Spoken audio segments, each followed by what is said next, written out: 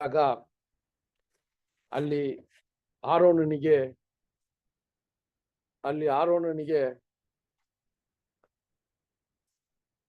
ಅಲ್ಲಿರುವಂತ ಯಹೂದ್ಯರು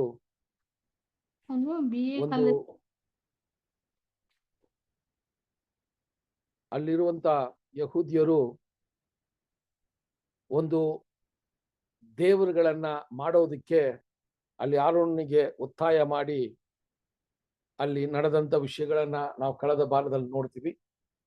ಈ ದಿನದಲ್ಲೂ ಕೂಡ ನಾವು 7ನೇ ಅಧ್ಯಾಯ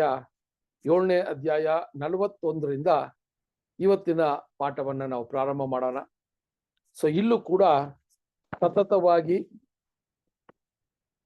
ಅಲ್ಲಿ ಸ್ತೆಫಾನನು ಅವರ ಪಿತೃಗಳ ಒಂದು ಚರಿತ್ರೆಯನ್ನ ಅವರು ಸಾಕ್ಷಿಯಾಗಿ ಕೊಟ್ಕೊಬರುವಾಗ ಮುಖ್ಯವಾದ ವಿಷಯಗಳನ್ನ ಅಲ್ಲಿ ಈಗ ತಿಳಿಸೋದಿಕ್ಕೆ ಅವರು ಹೋಗ್ತಾರೆ. ಯಾವ ರೀತಿ ದೇವರು ನಿಯಮಿಸಿದ ದೇವರ ಒಂದು ಭಕ್ತರನ್ನ ಇಸ್ರೇಲ್ ಜನಾಂಗದವರು ಆವಾಗಿಂದ ನಂಬದೆ ಅವರು ನಡೀತಾ ಇದ್ರು ಅಂತ ಕೂಡ ಒಂದು ಸೂಚನೆಯನ್ನ ಕೊಟ್ಕೊ ಬರ್ತಾ ಇದ್ದಾರೆ. ಅಲ್ಲೆಲ್ಲ ಕೊಟ್ಕೊ ಬಂದಾಗ್ಲೇನೆ ಈಗ ಯೇಸು ಕ್ರಿಸ್ತನ ಒಂದು ವಿಷಯವಾಗಿ ಕೂಡ ಅಲ್ಲಿ ಹೇಳುವ ಒಂದು ಕೊನೆಯ ಮಾತುಗಳು ಕೂಡ ನಾವು ಈ ಪಾಠದಲ್ಲಿ ನೋಡೋಣ. ಸೊ ಈಗ ನಾವೇನ್ ಮಾಡೋಣ ಅಂದ್ರೆ 7ನೇ ಅಧ್ಯಾಯ 41ರಿಂದ 43 ವಚನಗಳನ್ನ ಓದಕ್ಕೆ ನಾವು ಕೇಳೋಣ.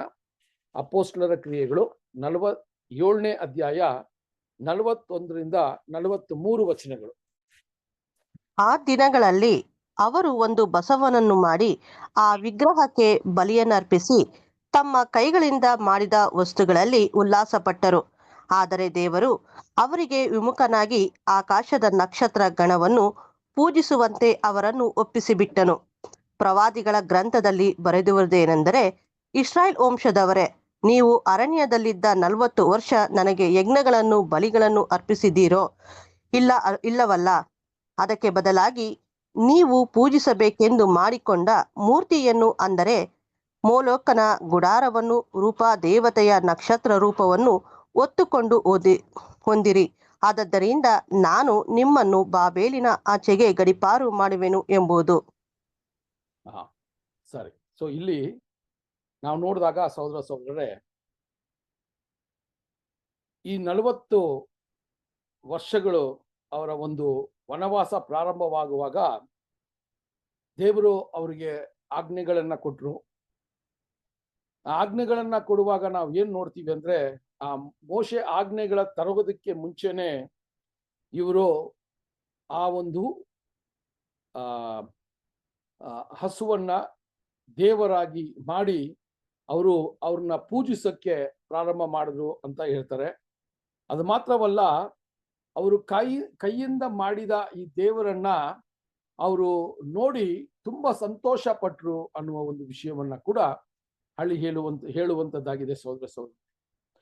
ಈ ವಿಷಯಗಳು ನಡೆದಾಗ ಈಗ ದೇವರು ಸ್ತೆಫಾನ ಎಷ್ಟು ಅದ್ಭುತವಾಗಿ ಬರೀತಾರೆ ಅಂದ್ರೆ, ದೇವರು ಅವರ ಒಂದು ಇಷ್ಟಕ್ಕೆ ಅನುಸಾರವಾಗಿ ಅವರ ಒಂದು ಸಂತೋಷ, ಅವರು ಮಾಡಿದಂತ ಆ ದೇವತೆಗಳ ಮೇಲೆ ಅವ್ರಿಗಿದ್ದಂತ ಸಂತೋಷವನ್ನ ಅವರು ಮುಂದುವರ್ಸೋದಿಕ್ಕೆ ಅವರು ಒಪ್ಪಿಸ್ಕೊಟ್ರು ಅಂತ ಕೂಡ ಅಲ್ಲಿ ವಿಷಯವನ್ನ ನೋಡ್ತೀವಿ.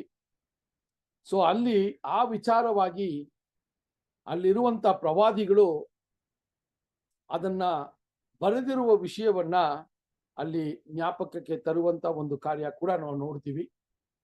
ಸೊ ಅಲ್ಲಿ ನೋಡುವಾಗ, ಇಸ್ರಾಯೇಲರೇ, ನೀವು ಈ ಅರಣ್ಯದಲ್ಲಿ ನನಗೋಸ್ಕರ ನೀವೇನಾದ್ರೂ ಯಜ್ಞಗಳನ್ನ ಅರ್ಪಿಸಿದ್ದೀರಾ ಅಂತ ಒಂದು ಪ್ರಶ್ನೆ ಹಾಕುವ ಒಂದು ವಿಷಯವನ್ನ ನೋಡ್ತೀವಿ 40 ವರ್ಷ ಕಾಲ. ಆದ್ರೆ ನೀವು ಏನ್ ಮಾಡ್ತಾ ಇದ್ದೀರಾ ಅಂತ ಹೇಳುವಾಗ ಅಲ್ಲಿ ಹೇಳ್ತಾರೆ, ನೀವು ಮೋಲಾಕ್ ದೇವರಿಗೆ ಗೂಡಾರವನ್ನ ಕಟ್ತೀರಾ, ಮತ್ತೆ ರೇಹಾನ್ ಎನ್ನುವ ದೇವರಿಗೆ ನೀವು ಪೂಜೆ ಸಲ್ಲಿಸ್ತೀರಾ. ಸೊ ಇದೆಲ್ಲ ನೀವು ಮಾಡೋದ್ರಿಂದ ನಾನು ನಿಮ್ಮನ್ನ ಬಾಬಿಲೋನ್ ದೇಶಕ್ಕೆ ಅಥವಾ ಬಾಬಿಲೋನ್ ಅರಸನಿಗೆ ನಿಮ್ಮನ್ನ ಒಪ್ಪಿಸುತ್ತೀನಿ ಅನ್ನುವ ಒಂದು ಪ್ರವಾದನೆ ಇಲ್ಲಿ ಸಂಪೂರ್ಣವಾಗೋದನ್ನ ಕೂಡ ನಾವು ನೋಡ್ತೀವಿ ಸಹೋದರ ಸಹೋದರರೇ. ಸೊ ಈ ವಿಚಾರಗಳನ್ನ ನೋಡುವಾಗ ಎಂತ ಒಂದು ಕಠಿಣವಾದ ಹೃದಯ ಇರುವಂತ ಜನರಾಗಿದ್ರು ಅಂತ ಕೂಡ ನಮಗೆ ಒಂದು ಪಾಠವಾಗಿದೆ. ದೇವರು ಪದೇ ಪದೇ ಅವರ ಒಂದು ದುಃಖವನ್ನ ಅಥವಾ ಅವರ ಗೋಳಾಟವನ್ನ ನೋಡಿ ಅವರು ಪ್ರೀತಿಯಿಂದ ಮತ್ತೆ ಅವ್ರಿಗೆ ಸಹಾಯಗಳನ್ನ ಮಾಡಿದ್ರು ಕೂಡ ಅವರು ಪದೇ ಪದೇ ಅವರು ಮತ್ತೆ ದೇವರ ಕೋಪಕ್ಕೆ ಗುರಿ ಆಗ್ತಾ ಇದ್ರು ಅಂತ ಕೂಡ ನಾವು ನೋಡ್ತೀವಿ. ಕಡೆಯದಾಗಿ ಅಲ್ಲಿ ಪ್ರವಾದಿ ಹೇಳೋ ರೀತಿಯಲ್ಲಿ ಅಲ್ಲಿ ಬಾಬಿಲೋನ್ ಅರಸನಿಗೆ ನಿಮ್ಮನ್ನ ಒಪ್ಪಿಸ್ತೀನಿ ಅಂತ ಹೇಳುವ ವಿಷಯ ಕೂಡ ನಾವು ನೋಡ್ತೀವಿ ಸಹೋದರ ಸಹೋದರರೇ. ಸೊ ಇಲ್ಲಿ ನಾವ್ ಏನ್ ನೋಡೋಣ ಅಂದ್ರೆ ಈ ಒಂದು ಚಿನ್ನದ ಒಂದು ಹಸುವನ್ನ ಮಾಡ್ತಾರಲ್ಲ, ಇದು ಯಾವುದಕ್ಕೆ ಹೋಲಿಕೆಯಾಗಿದೆ ಅಂತ ನೋಡ್ಬೇಕಾದ್ರೆ ತಂದೆಯಾದ ದೇವರು ಸಭೆ ಎನ್ನುವ ಒಂದು ಆಯ್ಕೆಯನ್ನ ಮಾಡಿ ಅಪೋಸ್ತಲರ ಮೂಲಕ ಈ ಸಭೆ ಬೆಳೆಯೋದಕ್ಕೆ ಅನೇಕ ಒಂದು ಅವಕಾಶಗಳನ್ನ, ಅನೇಕ ಒಂದು ಸಹಾಯಗಳನ್ನ ಮಾಡಿ ಅವರು ನಡೆಸ್ತಾ ಇದ್ರು ಕೂಡ ಆದಿ ಸಭೆಯಲ್ಲಿ ಅಪೋಸ್ತಲರು ಸತ್ತ ನಂತರ ಅವರಲ್ಲಿ ದೇವರು ಕೊಟ್ಟಿದ್ದಂತ ಸುಂದರವಾದ ಈ ಒಂದು ದೇವರ ಸಂಕಲ್ಪವನ್ನ ಆ ಸಭೆ ಎನ್ನುವ ದೇವರ ಮಕ್ಕಳು ಅದರ ಮೇಲೆ ಇಷ್ಟಪಡದೆ ಅವರಿಗೋಸ್ಕರ ಒಂದು ಯಾವ ರೀತಿ ಇಸ್ರೇಲ್ ಜನರು ಒಂದು ಚಿನ್ನದ ಹಸುವನ್ನ ಮಾಡಿದ್ರೋ ಅದೇ ರೀತಿಯಲ್ಲಿ ಇವರು ಕೂಡ ಇವರಿಗೆ ಬೇಕಾಗಿರುವಂತ ಒಂದು ಸಿದ್ಧಾಂತಗಳನ್ನ, ಒಂದು ಸಂಪ್ರದಾಯಗಳನ್ನ ಮಾಡಿ ಅದು ನಿಧಾನಕ್ಕೆ ಯಾವ ರೀತಿ ಬೆಳೀತು ಅಂದ್ರೆ ಅದು ಪೇಪಸಿಯಾಗಿ ಅದು ಕನ್ವರ್ಟ್ ಆಗಿದೆ ಅಂತ ಕೂಡ ಇಲ್ಲಿ ನಮಗೆ ಒಂದು ಸಲಹೆ ಕೊಡ್ತಾರೆ ಅಲ್ವಾ. ನಾವು ನೋಡಿದ್ವಿ ಈ ಪೋಪ್ ಮಾರ್ಗ ಅಂತಾರಲ್ಲ, ಈ ಪೇಪಸಿ ಸಿಸ್ಟಮ್ ಅಂತ ಹೇಳ್ಬೇಕಾದ್ರೆ ಆ ಒಂದು ಸಿಸ್ಟಮ್ ಯಾವ ರೀತಿ ಇದು ಪ್ರಾರಂಭವಾಯಿತು ಅಂದ್ರೆ ಇಲ್ಲಿ ನಾವು ನೋಡೋದು ಮುಖ್ಯವಾಗಿ ಏನು ಅಂದ್ರೆ ದೇವರ ಆಜ್ಞೆಗಳು, ದೇವರ ಯೋಜನೆ, ದೇವರ ಸಂಕಲ್ಪವನ್ನ ನಿಧಾನಕ್ಕೆ ಇವರು ಅದರ ಮೇಲೆ ಗಮನ ಇಡದೆ ಇವರಿಗೆ ಬೇಕಾಗಿರುವಂತ ರೀತಿಯಲ್ಲಿ ಇವರ ಪೂಜೆಗಳು, ಇವರಿಗೆ ಬೇಕಾಗಿರುವಂತ ರೀತಿಯಲ್ಲಿ ಇವರ ಒಂದು ಆಜ್ಞೆಗಳನ್ನ ಇವರೇ ಸೃಷ್ಟಿ ಮಾಡಿಕೊಂಡು ಅದನ್ನ ಪೂಜಿಸಿ ಅವರು ಮಾಡಿದಂತ ಈ ವಿಷಯಗಳ ಮೇಲೆ ಅವರಿಗೆ ಸಂತೋಷ ಉಂಟಾಯಿತು ಅಂತ ಕೂಡ ನಾವು ನೋಡುವಂತದ್ದಾಗಿದೆ ಸಹೋದರ ಸಹೋದರರೇ. ಸೊ ಈ ರೀತಿಯ ವಿಚಾರಗಳನ್ನ ನೋಡ್ಬೇಕಾದ್ರೆ ಅದನ್ನೇ ಈ ಒಂದು ಪ್ರವಾದನೆಯನ್ನ ಇಲ್ಲಿ ಸ್ಟೇಫಾನನು ಅಲ್ಲಿ ಜ್ಞಾಪಕಕ್ಕೆ ತರುವಾಗ ಯಾವ ಒಂದು ಪ್ರವಾದನೆ ಇತ್ತು ಅಂತ ನೋಡ್ಬೇಕಾದ್ರೆ ಆಮೋಸ್ ಪ್ರವಾದಿ ಈ ವಿಚಾರವಾಗಿ ಆಗ್ಲೇ ಬರೆದಿಟ್ಟಿರುವ ವಿಷಯವನ್ನ ಇಲ್ಲಿ ಪ್ರಕಟಿಸ್ತಾರೆ. ಇದು ಎಲ್ಲಿ ಅಂತ ನೋಡ್ಬೇಕಾದ್ರೆ ಆಮೋಸ್ ಪುಸ್ತಕದಲ್ಲಿ 5ನೇ ಅಧ್ಯಾಯ 25ರಿಂದ 27 ವಚನಗಳನ್ನ ನಾವು ಓದಕ್ಕೆ ಕೇಳೋಣ. ಆಮೋಸ್ ಪ್ರವಾದಿಯ ಪುಸ್ತಕ 5ನೇ ಅಧ್ಯಾಯ 25ರಿಂದ 27 ವಚನಗಳು. ಇಸ್ರಾಯೇಲ್ ವಂಶದವರೇ, ನೀವು ಅರಣ್ಯದಲ್ಲಿ 40 ವರ್ಷ ನನಗೆ ಯಜ್ಞಗಳನ್ನು ದಾನ ನೈವೇದ್ಯಗಳನ್ನು ಅರ್ಪಿಸುತ್ತಿದ್ದರು. ಸಿಕ್ಕೋತ್ ಎಂಬ ನಿಮ್ಮ ಒಡೆಯನನ್ನು, ಕಿಯೋನ್ ಎಂಬ ನಿಮ್ಮ ನಕ್ಷತ್ರ ದೇವತೆಯನ್ನು, ಅಂದರೆ ನಿರ್ಮಿಸಿಕೊಂಡಿರುವ ನಿಮ್ಮ ಮೂರ್ತಿಗಳನ್ನು ನೀವು ಹೊತ್ತುಕೊಂಡು ಹೋಗಬೇಕಾಗುವುದು. ನಾನು ನಿಮ್ಮನ್ನು ದಮಸ್ಕದ ಆಚೆ ಸೆರೆಗೆ ತಳ್ಳುವೆನು. ಸೇನಾಧೀಶ್ವರ ದೇವರೆಂಬ ಯೆಹೋವನು ಇದನ್ನು ನುಡಿದಿದ್ದಾನೆ. ನೋಡ್ರಿ, ಈ ಪ್ರವಾದನೆಯನ್ನ ಸ್ಟೇಫಾನನು ಈ ಸಾಕ್ಷಿ ಕೊಡುವಾಗ ಈ ಪ್ರವಾದನೆ ಅಲ್ಲಿ ನೆರವೇರಿತು ಅಂತ ಹೇಳುವಂತ ವಿಷಯವನ್ನ ಕೂಡ ಅಲ್ಲಿ ನಾವು ನೋಡ್ಕೋಬಹುದು ಸಹೋದರ ಸಹೋದರರೇ. ಸೊ ಆ ರೀತಿಯ ವಿಚಾರಗಳನ್ನ ನೋಡ್ಬೇಕಾದ್ರೆ ಇದೇ ರೀತಿಯಲ್ಲಿ ನಾವು ಹೊಸ ಒಡன்பಡಿಕೆಯಲ್ಲಿ ನಾವು ಸಭೆಯ ವಿಚಾರವಾಗಿ ನಾವು ಓದೋದಾದ್ರೆ ಯಾವ ರೀತಿ ಸಭೆ ದೇವರು ನೇಮಿಸಿ ಅಪೋಸ್ತಲರ ಮೂಲಕ ಇದನ್ನ ಪ್ರಾರಂಭ ಮಾಡಿದ್ರು, ಆ ಸಭೆ ಎನ್ನುವ ಒಬ್ಬೊಬ್ರು ಕೂಡ ನಾವು ಅಲ್ಲಿ ಏನಾಗುತ್ತೋ ಅಂತ ನೋಡ್ಬೇಕಾದ್ರೆ ದೇವರು ಕೊಡುವಂತ ಆಜ್ಞೆಗಳು, ದೇವರು ಕೊಡುವಂತ ಆ ಒಂದು ನಿಯಮಗಳನ್ನ ಪಾಲನೆ ಮಾಡೋದಕ್ಕೆ ಅವರು ಕಾದಿಲ್ದೆ ಅವರಿಗೆ ಬೇಕಾಗಿರುವಂತ ನಿಯಮಗಳು ಸಂಪ್ರದಾಯಗಳನ್ನ ಮಾಡಿ ಅವರು ದೇವರ ಕೋಪಕ್ಕೆ ಗುರು ಆದ್ರು ಅಂತ ಕೂಡ ನಾವು ನೋಡ್ತೀವಿ. ಇದನ್ನೇ ಅಪೊಸ್ತಲ ಪೌಲು ರೋಮಾಪುರಿಗೆ ಬರೆಯುವಾಗ 11ನೇ ಅಧ್ಯಾಯವನ್ನ ನೀವು ಸಂಪೂರ್ಣವಾಗಿ ಓದಿದ್ರೆ ಯಾವ ರೀತಿ ನಾವಿಲ್ಲಿ ಓದಿದಂತ ಈ ವಿಚಾರ, ಅಲ್ಲಿ ಅಪೊಸ್ತಲ ಪೌಲ್ ಕೂಡ ಈ ವಿಚಾರವನ್ನ ತುಂಬಾ ಸ್ಪಷ್ಟವಾಗಿ ಬರೀತಾರೆ. ನೀವು ಈ ಪಾಠ ಆದ ನಂತರ ರೋಮಾಪುರಿಗೆ ಬರೆದ ಪತ್ರಿಕೆಯಲ್ಲಿ 11ನೇ ಅಧ್ಯಾಯವನ್ನ ಸಂಪೂರ್ಣವಾಗಿ ಓದಿದ್ರೆ ಅವರು ಯಾವ ರೀತಿ ಸಭೆ ಆ ಒಂದು ದೇವರು ಗೊತ್ತಿದೆ ಅಂತ ಹೇಳಿದ್ರು ಕೂಡ ದೇವರ ವಿಚಾರವಾಗಿ ಅವರ ಒಂದು ಅರ್ಥ, ಅವರ ಒಂದು ಚಿಂತನೆ ಎಲ್ಲ ಅವರಿಗೆ ಬೇಕಾಗಿರೋ ರೀತಿಯಲ್ಲಿ ಅದನ್ನ ಮಾಡಿಕೊಂಡ್ರು. ಅದರಿಂದ ದೇವರು ಅವರ ಪಾಡಿಗೆ ಅವ್ರನ್ನ ಒಪ್ಪಿಸಿದ್ರು ಅಂತ ರೋಮಾಪುರಿಗೆ ಬರೆದ ಪತ್ರಿಕೆ 11ನೇ ಅಧ್ಯಾಯದಲ್ಲಿ ಇದನ್ನ ಬರೀತಾರೆ ಸ್ಪಷ್ಟವಾಗಿ. ಸೊ ಆ ರೀತಿಯ ವಿಚಾರಗಳು ಅಲ್ಲಿ ಹಳೆಯ ಒಡன்பಡಿಕೆಯಲ್ಲಿ ನೋಡುವಾಗ ಅಲ್ಲಿ ಮೋಶೆಯ ಕಾಲದಲ್ಲಿ ಕಾರ್ಯ ನಡೆದರೂ ಕೂಡ ಈಗಿರುವ ಸಭೆಯ ಆಯ್ಕೆಗೆ ಹೊಸ ಒಡன்பಡಿಕೆಯಲ್ಲಿ ನೋಡುವಾಗ ಕೂಡ ಅಪೊಸ್ತಲ ಪೌಲು ಈ ವಿಚಾರವಾಗಿ ಸಭೆಯ ವಿಚಾರವಾಗಿ ಬರೀತಾರೆ ಅಂತ ಕೂಡ ನಾವು ನೋಡಬಹುದು ಸಹೋದರ. ಸೊ ಬೇರೆ ಬೇರೆ ದೇವರುಗಳ ಮೇಲೆ ಗಮನ ಇತ್ತು, ಬೇರೆ ಬೇರೆ ಸೃಷ್ಟಿಗಳನ್ನ ಪೂಜಿಸ್ತಾ ಇದ್ರು. ಸೊ ಇದೆಲ್ಲಾನು ನಾವು ನೋಡುವಾಗ ಇದಕ್ಕೆ ದೇವರು ಅವ್ರನ್ನ ಬಾಬಿಲೋನ್ ಅರಸನಿಗೆ ಒಪ್ಪಿಸಿದ್ರು ಅಂತ ಕೂಡ ಅಲ್ಲಿ ಒಂದು ವಿಷಯವನ್ನ ನೋಡ್ತೀವಿ.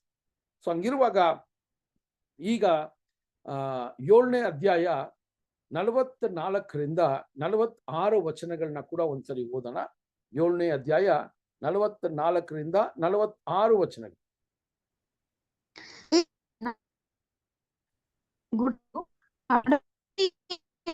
ಮಕ್ಕಳುಗಳ ಬಳಿಯಲ್ಲಿ ಇತ್ತು. ಮೋಶೆಯ ಸಂಗಡ ಮಾತಾಡಿದವನು ನೀನು ನೋಡಿದ ಮಾದರಿಯ ಪ್ರಕಾರವೇ ಅದನ್ನು ಮಾಡಿಸಬೇಕೆಂದು ನೇಮಿಸಿದನು. ನಮ್ಮ ಹಿರಿಯರು ಅದನ್ನು ತಮ್ಮ ತಂದೆಗಳಿಂದ ಹೊಂದಿದರು. ಅವರು ಯೆಹೋವನ ಅನ್ಯ ಜನಗಳ ದೇಶವನ್ನು ಸ್ವಾಧೀನ ಮಾಡಿಕೊಂಡಾಗ ಆ ಗುಡಾರನ್ನು ಕೂಡ ತಂದರು. ಸಾಕ ಬ್ರದರ್? 46. ಅದು ದಾವೀದನ ಕಾಲದವರೆಗೂ ಇಲ್ಲೇ ಇತ್ತು. ದಾವೀದನು ದೇವರ ಸನ್ನಿಧಾನದಲ್ಲಿ ಕೃಪೆ ಹೊಂದಿ ಯಾಕೋಬನ ಅಪ್ಪಣೆಯಾಗಬೇಕೆಂದು ಕೇಳಿಕೊಂಡನು. ಓಕೆ. ಸೊ ಇಲ್ಲಿ ನಾವು ಏನ್ ನೋಡ್ತೀವಿ ಅಂದ್ರೆ ಈ ಒಂದು ವಿಚಾರಗಳು ಅಲ್ಲಿ ಅಲ್ಲಿ ಇಸ್ರೇಲ್ ಜನಾಂಗದವರು ಆ ತಪ್ಪನ್ನ ಮಾಡಿ ದೇವರ ಕೋಪಕ್ಕೆ ಗುರಿಯಾದ್ರೂ ಕೂಡ ಅವರು ಅರಣ್ಯದಲ್ಲಿ ಸತತವಾಗಿ ಅವ್ರನ್ನ ದೇವರು ನಡೆಸ್ಕೊ ಬರ್ತಾ ಇದ್ರು. ಆವಾಗ ಸಹೋದರರೇ ಅಲ್ಲಿ ದೇವರು ಮೋಶೆಗೆ ಸೇನಾಯಿ ಬೆಟ್ಟದ ಮೇಲೆ ಆ ದೇವದರ್ಶನ ಗೂಡಾರವನ್ನ ಮಾಡುವ ಒಂದು ವಿಚಾರವಾಗಿ ಅವ್ರಿಗೆ ಎಲ್ಲಾ ಅರಿವನ್ನ ಅದಕ್ಕೆ ಅದನ್ನ ಕಟ್ಟುವ ಜ್ಞಾನವನ್ನ ಅವ್ರಿಗೆ ಕೊಟ್ಟು ಅದನ್ನ ಆ ಅರಣ್ಯದಲ್ಲಿ ಅದನ್ನ ನಿರ್ಮಾಣ ಮಾಡೋದಕ್ಕೆ ದೇವರು ಸಂಕಲ್ಪ ಮಾಡಿದ್ರು ಅಂತ ಕೂಡ ನಾವು ನೋಡ್ತೀವಿ.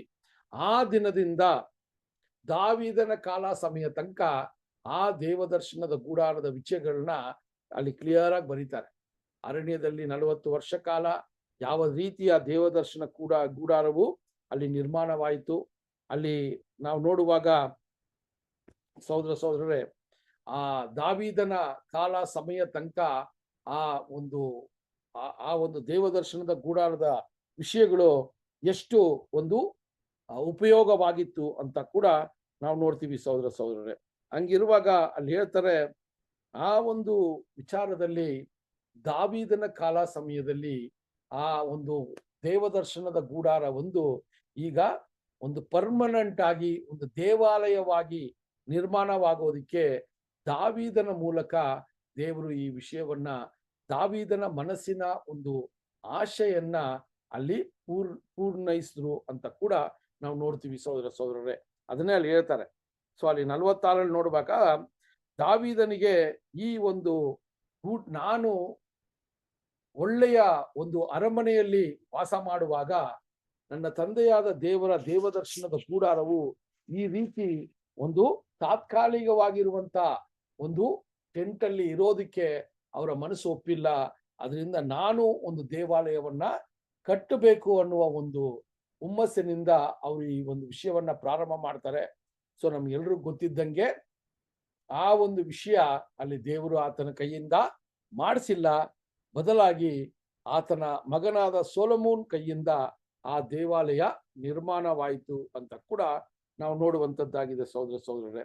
ಅದನ್ನೇ ಅಲ್ಲಿ ನೋಡುವಾಗ ನಾವು 47ರಿಂದ 50 ವಚನಗಳನ್ನ ಓದುವಾಗ ಈ ವಿಷಯವನ್ನ ಬರೀತಾರೆ ನೋಡ್ರಿ. ಈಗ 7ನೇ ಅಧ್ಯಾಯ 47ರಿಂದ 50ನೇ ವಚನ ತನಕ.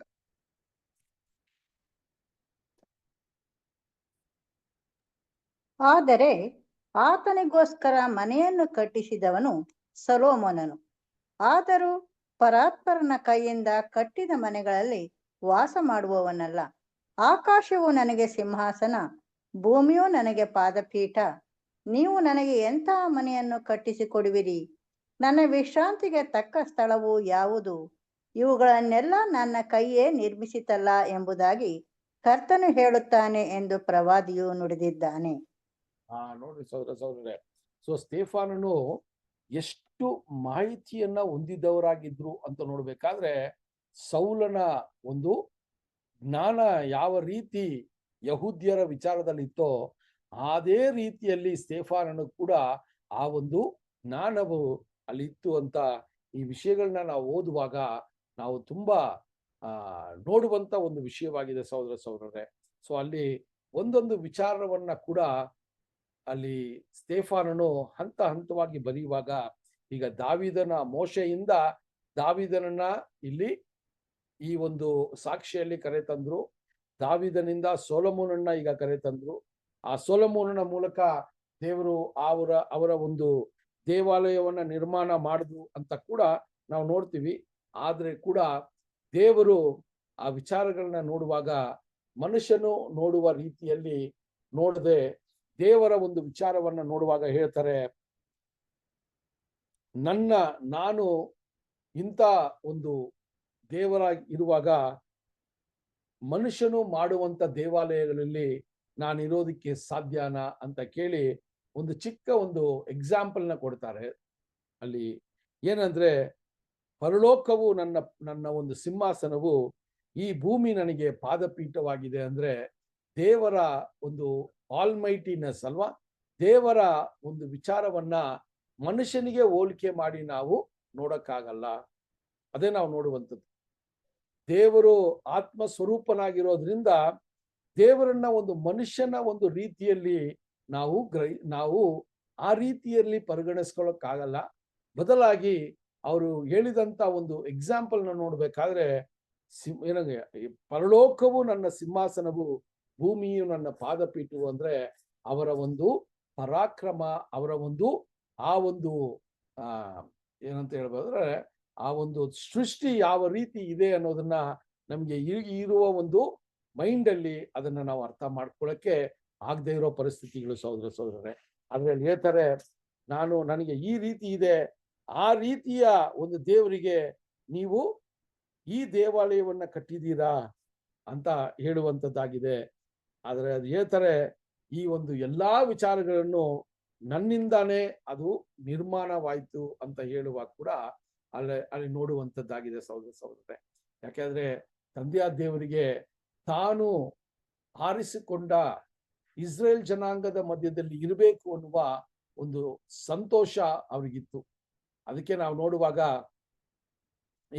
ಈ ಒಂದು ದೇವದರ್ಶನದ ಕೂಡಾರದ ವಿಷಯವಾಗಿ ನೋಡ್ಬೇಕಾದ್ರೆ ಸಹೋದರ ಸಹೋದರರೇ, ಅಲ್ಲಿ ಹೇಳ್ತಾರೆ, ಒಂದು ಕಾಲ ಸಮಯದಲ್ಲಿ ವಚನ ಹೆಂಗ್ ತಿಳಿಸ್ತದೆ ಅಂದ್ರೆ, ನಾನು ನನ್ನ ಜನರ ಮಧ್ಯದಲ್ಲಿ ಬಂದು ವಾಸ ಮಾಡೋದಿಕ್ಕೆ ನನಗೆ ಒಂದು ಗೂಡಾರವನ್ನ ಕಟ್ಟು ಅಂತ ದೇವರ ಒಂದು ಸಂಕಲ್ಪವನ್ನ ಹೇಳುವ ವಿಚಾರಗಳನ್ನ ಕೂಡ ನಾವು ಸತ್ಯವೇದದಲ್ಲಿ ನೋಡ್ತೀವಿ. ಸೊ ಆ ರೀತಿ ದೇವರಿಗೆ ಅವರು ಆತ್ಮ ಸ್ವರೂಪನಾಗಿದ್ರು ಕೂಡ ಅವರ ಒಂದು ಪ್ರಸನ್ನತೆ ಇಸ್ರೇಲ್ ಜನಾಂಗದ ಮಧ್ಯದಲ್ಲಿ ಇರಬೇಕು ಅನ್ನೋದನ್ನ ಅವರು ತುಂಬಾ ಅಪೇಕ್ಷಿಸಿದ್ರು ಅಂತ ಕೂಡ ನಾವು ನೋಡ್ತೀವಿ ಸಹೋದರ ಸಹೋದರ. ಸೊ ಇಷ್ಟು ವಿಚಾರಗಳನ್ನ ಹೇಳ್ಕೊ ಬಂದ್ರು ಕೂಡ ಈಗ ಇಲ್ಲಿ ಸ್ವಲ್ಪ ಸ್ತೆಫಾನನ ಒಂದು ಧ್ವನಿ ಈಗ ಚೇಂಜ್ ಆಗ್ತಾ ಬರ್ತದೆ ಅಲ್ವಾ. ಸೊ ಈಗ ಆ ಸಾಕ್ಷಿಯ ಒಂದು ಹಂತಕ್ಕೆ ಬರ್ತಾ ಇದ್ದಾರೆ ಸ್ತೆಫಾನ. ಈಗ 7ನೇ ಅಧ್ಯಾಯ 51ರಿಂದ 53 ವಚನಗಳನ್ನ ಓದಕ್ಕೆ ಕೇಳೋಣ. 7ನೇ ಅಧ್ಯಾಯ 51ರಿಂದ 53 ವಚನಗಳು. ಮನಶುದ್ಧಿಯು ಕರ್ಣಶುದ್ಧಿಯೂ ಇಲ್ಲದವರೇ, ನಿಮ್ಮ ಪಿತೃಗಳು ಹೇಗೋ ಹಾಗೆಯೇ ನೀವು ಯಾವಾಗಲೂ ಪವಿತ್ರಾತ್ಮನನ್ನು ಎದುರಿಸುವವರಾಗಿದ್ದೀರಿ. ಪ್ರವಾದಿಗಳಲ್ಲಿ ನಿಮ್ಮ ಪಿತೃಗಳು ಹಿಂಸೆಪಡಿಸಿದವರು ಯಾರಿದ್ದಾರೆ? ಅವರು ಅನೀತಿ ಸ್ವರೂಪನ ಮುಂತಿಳಿಸಿದವರನ್ನು ಕೊಂದರು. ನೀವು ಈಗ ಆತನನ್ನು ಹಿಡುಕೊಟ್ಟು ಕೊಂದವರಾಗಿದ್ದೀರಿ. ದೇವದೂತನ ಮೂಲಕ ನೇಕವಾದ ಧರ್ಮಶಾಸ್ತ್ರವನ್ನು ನೀವು ಹೊಂದಿದವರಾದರೂ ಅದನ್ನು ಅನುಸರಿಸಿಲ್ಲ ಎಂದು ಹೇಳಿದನು. ಓಕೆ, ಸ್ವಲ್ಪ ವಾಯ್ಸ್ ಡಿಸ್ಟರ್ಬೆನ್ಸ್ ಇದೆ ಸರ್, ಸ್ವಲ್ಪ ಇದು ಮಾಡಿ. ಓಕೆ, ಸೊ ಈಗ ಅಪೊಸ್ತಲರ ಕ್ರಿಯೆಗಳು 7ನೇ ಅಧ್ಯಾಯ 51ರಿಂದ 53 ವಚನಗಳನ್ನ ಓದುವಾಗ, ಈಗ ಸ್ತೆಫಾನನ ಒಂದು ಧ್ವನಿ ಅಲ್ಲಿರುವಂತ ಜನ ಸಮೂಹವನ್ನ ನೋಡುವಾಗ, ಅಲ್ಲಿರುವಂತ ವಿಶೇಷವಾದ ಲೀಡರ್ಗಳಲ್ಲಿ ಸಾಕ್ಷಿ ಕೊಡುವಾಗ ಈಗ ಹೇಳ್ತಾ ಇದ್ದಾರೆ, ಸಹೋದರರೇ, ನೀವು ಎಂತ ಜನ ಅಂದ್ರೆ ನೀವು ಬಗ್ಗದೆ ಇರುವಂತದ್ದವರು. ನೀವು ನಿಮ್ಮ ಹೃದಯದಲ್ಲೂ ನಿಮ್ಮ ಕಿವಿಗಳಲ್ಲೂ ನೀವು ಸಮರ್ಪಣೆ ಮಾಡದೇ ಇರುವಂತವರು, ಅಥವಾ ಯು ಆರ್ ಅನ್ಸರ್ಕಮ್ಸೈಸ್ಡ್ ಅಂತ ಹೇಳ್ತಾರೆ. ನೀವು ನಿಮ್ಮ ಹೃದಯಗಳಲ್ಲೂ ನಿಮ್ಮ ಕಿವಿಗಳನ್ನ ನೀವು ಸುನ್ನತಿ ಮಾಡದೇ ಇರುವಂತ ಒಂದು ಜನರು ಅಂತ ಹೇಳ್ತಾರೆ. ನೀವು ಪವಿತ್ರಾತ್ಮನ ವಿರುದ್ಧವಾಗಿ ನೀವು ಪಾಪ ಮಾಡ್ತಾ ಇದ್ದೀರಾ ಅಂತ ಒಂದು ವಿಚಾರವನ್ನ ಅಲ್ಲಿ ಹೇಳುವಂತದ್ದಾಗಿದೆ. ಸಹೋದರರೇ, ಯಾವ ರೀತಿ ನಿಮ್ಮ ಪಿತೃಗಳು ಇದೇ ತಪ್ಪನ್ನ ಮಾಡ್ತಾ ಇದ್ರೋ ಅದೇ ರೀತಿ ನೀವು ಕೂಡ ಈ ಒಂದು ತಪ್ಪನ್ನ ಮಾಡೋದಕ್ಕೆ ನೀವು ಗುರಿಯಾಗಿದ್ದೀರಾ ಅಂತ ಕೂಡ ಅಲ್ಲಿ ಹೇಳುವಂತದ್ದಾಗಿದೆ. ಸಹೋದರರೇ, ಅದನ್ನೇ ಹೇಳ್ತಾರೆ, ನೀವು ನಿಮ್ಮ ಪಿತೃಗಳು ಯಾವ ರೀತಿ ಪರಿಶುದ್ಧಾತ್ಮನ ಒಂದು ನಡತೆಯನ್ನ ಅಥವಾ ಅವರ ಒಂದು ನಡುವಿಕೆಯನ್ನ ಯಾವಾಗ ತಿರಸ್ಕಾರ ಮಾಡಿದಿರೋ ಅದೇ ತರ ನೀವು ಕೂಡ ಈಗ ಆ ಒಂದು ಅಲ್ಲಿ ಹೇಳುವಾಗ, ಅಲ್ಲಿ ಪ್ರವಾದಿಗಳು ಮತ್ತೆ ನಿಮ್ಮ ಪಿತೃಗಳು ಯಾವ ರೀತಿ ದೇವರು ನೇಮಕ ಮಾಡಿರುವ ದೇವರ ಒಂದು ಭಕ್ತರನ್ನ ನೀವು ಕೊಂದರೋ ಅದೇ ರೀತಿಯಲ್ಲಿ ಈಗ ಕೂಡ ನೀವು ಒಂದು ವಿಷಯವನ್ನ, ನೀವು ಒಂದು ಹತ್ಯವನ್ನ ಮಾಡಿದ್ದೀರಾ ಅಂತ ಅಲ್ಲಿ ಹೇಳುವಂತದ್ದಾಗಿದೆ. ಸಹೋದರರೇ, 52ನೇ ವಚನವನ್ನ ಓದೋಣ ಸಿಸ್ಟರ್, ಇನ್ನೊಂದ್ಸರಿ. 7:52. ಪ್ರವಾದಿಗಳಲ್ಲಿ ನಿಮ್ಮ ಪಿತೃಗಳು ಹಿಂಸೆ ಪಡಿಸಿದವರು ಯಾರಿದ್ದಾರೆ? ಅವರು ಆ ನೀತಿ ಸ್ವರೂಪನ ಆಗಮನದ ವಿಷಯದಲ್ಲಿ ಮುಂತಿಳಿಸಿದವರನ್ನು ಕೊಂದರು. ನೀವು ಈಗ ಆತನನ್ನು ಹಿಡುಕೊಟ್ಟು ಕೊಂದವರಾದಿರಿ. ಈಗ ಪಾಯಿಂಟ್ಗೆ, ಸಬ್ಜೆಕ್ಟ್ಗೆ ಬರ್ತಾ ಇದ್ದಾರೆ ನೋಡಿ. ಇದು ತುಂಬಾ ಮುಖ್ಯ. ಇಷ್ಟೊತ್ತು ಅವ್ರು ಸಾಕ್ಷಿ ಕೊಟ್ಟಿದ್ದಲ್ಲ, ಅಲ್ಲಿ ನಡೆದ ಘಟನೆಗಳನ್ನ ಹಂಗೆ ವಿವರಿಸ್ಕೊಬಂದು, ಅಲ್ಲಿ ಇಸ್ರೇಲ್ ಜನಾಂಗದವರು ದೇವರಿಂದ ಆರಿಸಿಕೊಂಡಿರುವ ಜನರು ಯಾವ ರೀತಿ ದೇವರು ಆಯ್ಕೆ ಮಾಡಿದಂತ ಅವರ ಲೀಡರ್ಗಳನ್ನ, ಅವರ ದೇವರ ಭಕ್ತರನ್ನ ಅಲ್ಲಿ ಹಿಂಸೆ ಪಡಿಸಿ ಅಲ್ಲಿ ಪ್ರವಾದಿಗಳನ್ನ ಕೊಂದಾಕಿದ್ರು, ಅದು ಒಂದು ಇತಿಹಾಸವನ್ನ ಹೇಳ್ಕೊ ಬರ್ತಾನೆ ಇರ್ತಾರೆ. ಈಗ ಅಲ್ಲಿ ಹೇಳ್ತಾರೆ, ನೀವು ಅದೇ ರೀತಿಯಲ್ಲಿ ಈಗ ಬದ್ದಿದ್ದಂತ ಯೇಸು ಕ್ರಿಸ್ತನನ್ನ, ಜಸ್ಟ್ ಒನ್ ಅಂತ ಹೇಳ್ತಾರೆ ಇಂಗ್ಲಿಷಲ್ಲಿ, ಆ ಯೇಸು ಕ್ರಿಸ್ತನನ್ನ ನೀವು ಕೂಡ ಅವ್ರನ್ನ ಕೊಂದಾಕಿದ್ದೀರಾ ಅಂತ ಹೇಳುವಂತದ್ದಾಗಿದೆ. ಸಹೋದರರೇ, ಈಗ ಒಂದು ಕನ್ಕ್ಲೂಷನ್ಗೆ ಬರ್ತಾ ಇದ್ದಾರೆ ಸ್ತೆಫಾನ್ ಅಲ್ವಾ? ಸೊ ಇಲ್ಲಿ ಏನಕ್ಕೆ ಇಷ್ಟು ಸಾಕ್ಷಿಯನ್ನ ಹೇಳ್ತಾ ಇದ್ದಾರೆ ಅಂತ ನಾವು ಸ್ವಲ್ಪ ಗಮನ ಕೊಟ್ಟಾಗ, ಇದರ ಪ್ರಾರಂಭವೆಲ್ಲ ಆಯ್ತು ಅಂದ್ರೆ, ಈ ಒಂದು ಯೇಸು ಸ್ವಾಮಿಯನ್ನ ನಂಬಿ ಆದಿ ಸಭೆಯಲ್ಲಿ ಬಂದಂತ ಯಹೂದ್ಯರ ಮಧ್ಯದಲ್ಲಿ ಸ್ತೆಫಾನನು ತುಂಬಾ ಪ್ರಬಲವಾದ ಒಂದು ವ್ಯಕ್ತಿಯಾಗಿ, ಆತನ ಮಾತುಗಳು, ಆತನ ಕ್ರಿಯೆಗಳು ಎಲ್ಲದರಲ್ಲಿ ತುಂಬಾ ಪ್ರಬಲವಾಗಿ ಯೇಸು ಕ್ರಿಸ್ತನ ಬಗ್ಗೆ ಸಾಕ್ಷಿಯನ್ನ ಕೊಡುವ ಒಂದು ವಿಚಾರಗಳು ನಡೀತಾ ಇರುವಾಗ, ಅದೇ ನಂಬಿಕೆಯಲ್ಲಿದ್ದಂತ ಸಹೋದರರು ಬೇರೆ ಬೇರೆ ಒಂದು ಪಟ್ಟಣದಲ್ಲಿರೋರು ಈತನ ಮೇಲೆ ಇದ್ದಂತ ಒಂದು ದ್ವೇಷದಿಂದ ಈ ಒಂದು ವಿಚಾರಗಳನ್ನ ಅಲ್ಲಿ ಮಹಾಸಮೂಹಕ್ಕೆ ತರ್ತಾ ಇದ್ದಾರೆ. ಏನಂದ್ರೆ ಈತನು ಇಸ್ರೇಲ್ ಜನಾಂಗದ ವಿರುದ್ಧವಾಗಿ ಮತ್ತೆ ಇಸ್ರೇಲ್ ದೇವರ ವಿರುದ್ಧವಾಗಿ ಈತನು ಕಾರ್ಯವನ್ನ ಮಾಡ್ತಾ ಇದ್ದಾನೆ ಅನ್ನುವ ಒಂದು ತಪ್ಪಾದ ಒಂದು ಅರಿಕೆಯನ್ನ ಅಲ್ಲಿ ಕೊಡುವಂತದ್ದಾಗಿದೆ. ಅದಕ್ಕೇನೆ ಸ್ತೆಫಾನನು ಇಂಥ ಒಂದು ಸಾಕ್ಷಿಯನ್ನ ಕೊಡೋದಿಕ್ಕೆ ತುಂಬಾ ಮುಖ್ಯವಾಗಿ ಬೇಕಾಗಿತ್ತು ಅಂತ ಕೂಡ ನಾವು ನೋಡ್ತೀವಿ ಸಹೋದರರೇ. ಸೊ ಅಲ್ಲಿ ನೋಡುವಾಗ ಅಲ್ಲಿ ಪ್ರಾರಂಭದಿಂದ ಯಾವ ರೀತಿ ಅಬ್ರಹಾಮನ್ನ ನೋಡಿದ್ರು, ಮೋಶೆಯನ್ನ ಯಾವ ರೀತಿ ದೇವರು ನಡೆಸಿದ್ರು ಕೂಡ ಮೋಶೆಯ ಮೇಲೆ ನಂಬಿಕೆ ಇಲ್ಲದೆಯವರಾಗಿ ಇದ್ರು ಅಂತ ಕೂಡ ನೋಡ್ತೀವಿ. ಅದಾದ ನಂತರ ದಾವೀದನು, ಸೊಲೊಮೋನನು, ಈ ವಿಚಾರಗಳೆಲ್ಲ ನೋಡುವಾಗ ಸಹೋದರರೇ, ದೇವರು ಇವ್ರನ್ನೆಲ್ಲಾನು ಇಸ್ರೇಲ್ ಜನಾಂಗವನ್ನ ಮೇಲೆ ಇದ್ದಂತ ಪ್ರೀತಿಯಲ್ಲಿ ಇವ್ರನ್ನೆಲ್ಲ ನಡೆಸಕ್ಕೆ ಅವ್ರಿಗೆ ಅವಕಾಶ ಕೊಟ್ಟರು ಕೂಡ ಇಸ್ರೇಲ್ ಜನಾಂಗದವರು ದೇವರಿಗೆ ನಂಬಿಗಸ್ತರಾಗಿಲ್ದೆ ಅವ್ರು ಏನಾಗಿದ್ರಂತೆ, ಅವರು ಸ್ಟಿಫ್ ನೆಕ್ಡ್ ಆಗಿದ್ರು ಅಂತ ಅಲ್ಲಿ ಬರೆಯುವಂತದ್ದಾಗಿದೆ ಸಹೋದರರೇ. ಸೊ ಆ ರೀತಿಯಲ್ಲಿ ನಾವು ನೋಡುವಾಗ, ಈ ವಿಚಾರಗಳನ್ನ ನೋಡುವಾಗ ಎಷ್ಟೋ ಪ್ರವಾದಿಗಳನ್ನ ಕೂಡ ಅಲ್ಲಿ ಕೊಂದಾಕಿದ್ರು.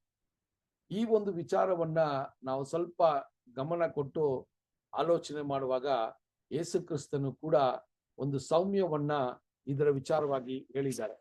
ನಿಮ್ಗೆಲ್ಲ ಗೊತ್ತಿರ್ತದೆ ಅಲ್ವಾ? ಯಾವುದು ಅಂತ ನೋಡ್ಬೇಕಾದ್ರೆ ಸಹೋದರರೇ, ಒಬ್ಬ ಯಜಮಾನನ ತೋಟಕ್ಕೆ ಆ ತೋಟವನ್ನ ಪರಾಮರಿಸಲು ಯಜಮಾನ ಆಳುಗಳನ್ನ ಕಳಿಸ್ತಾರೆ.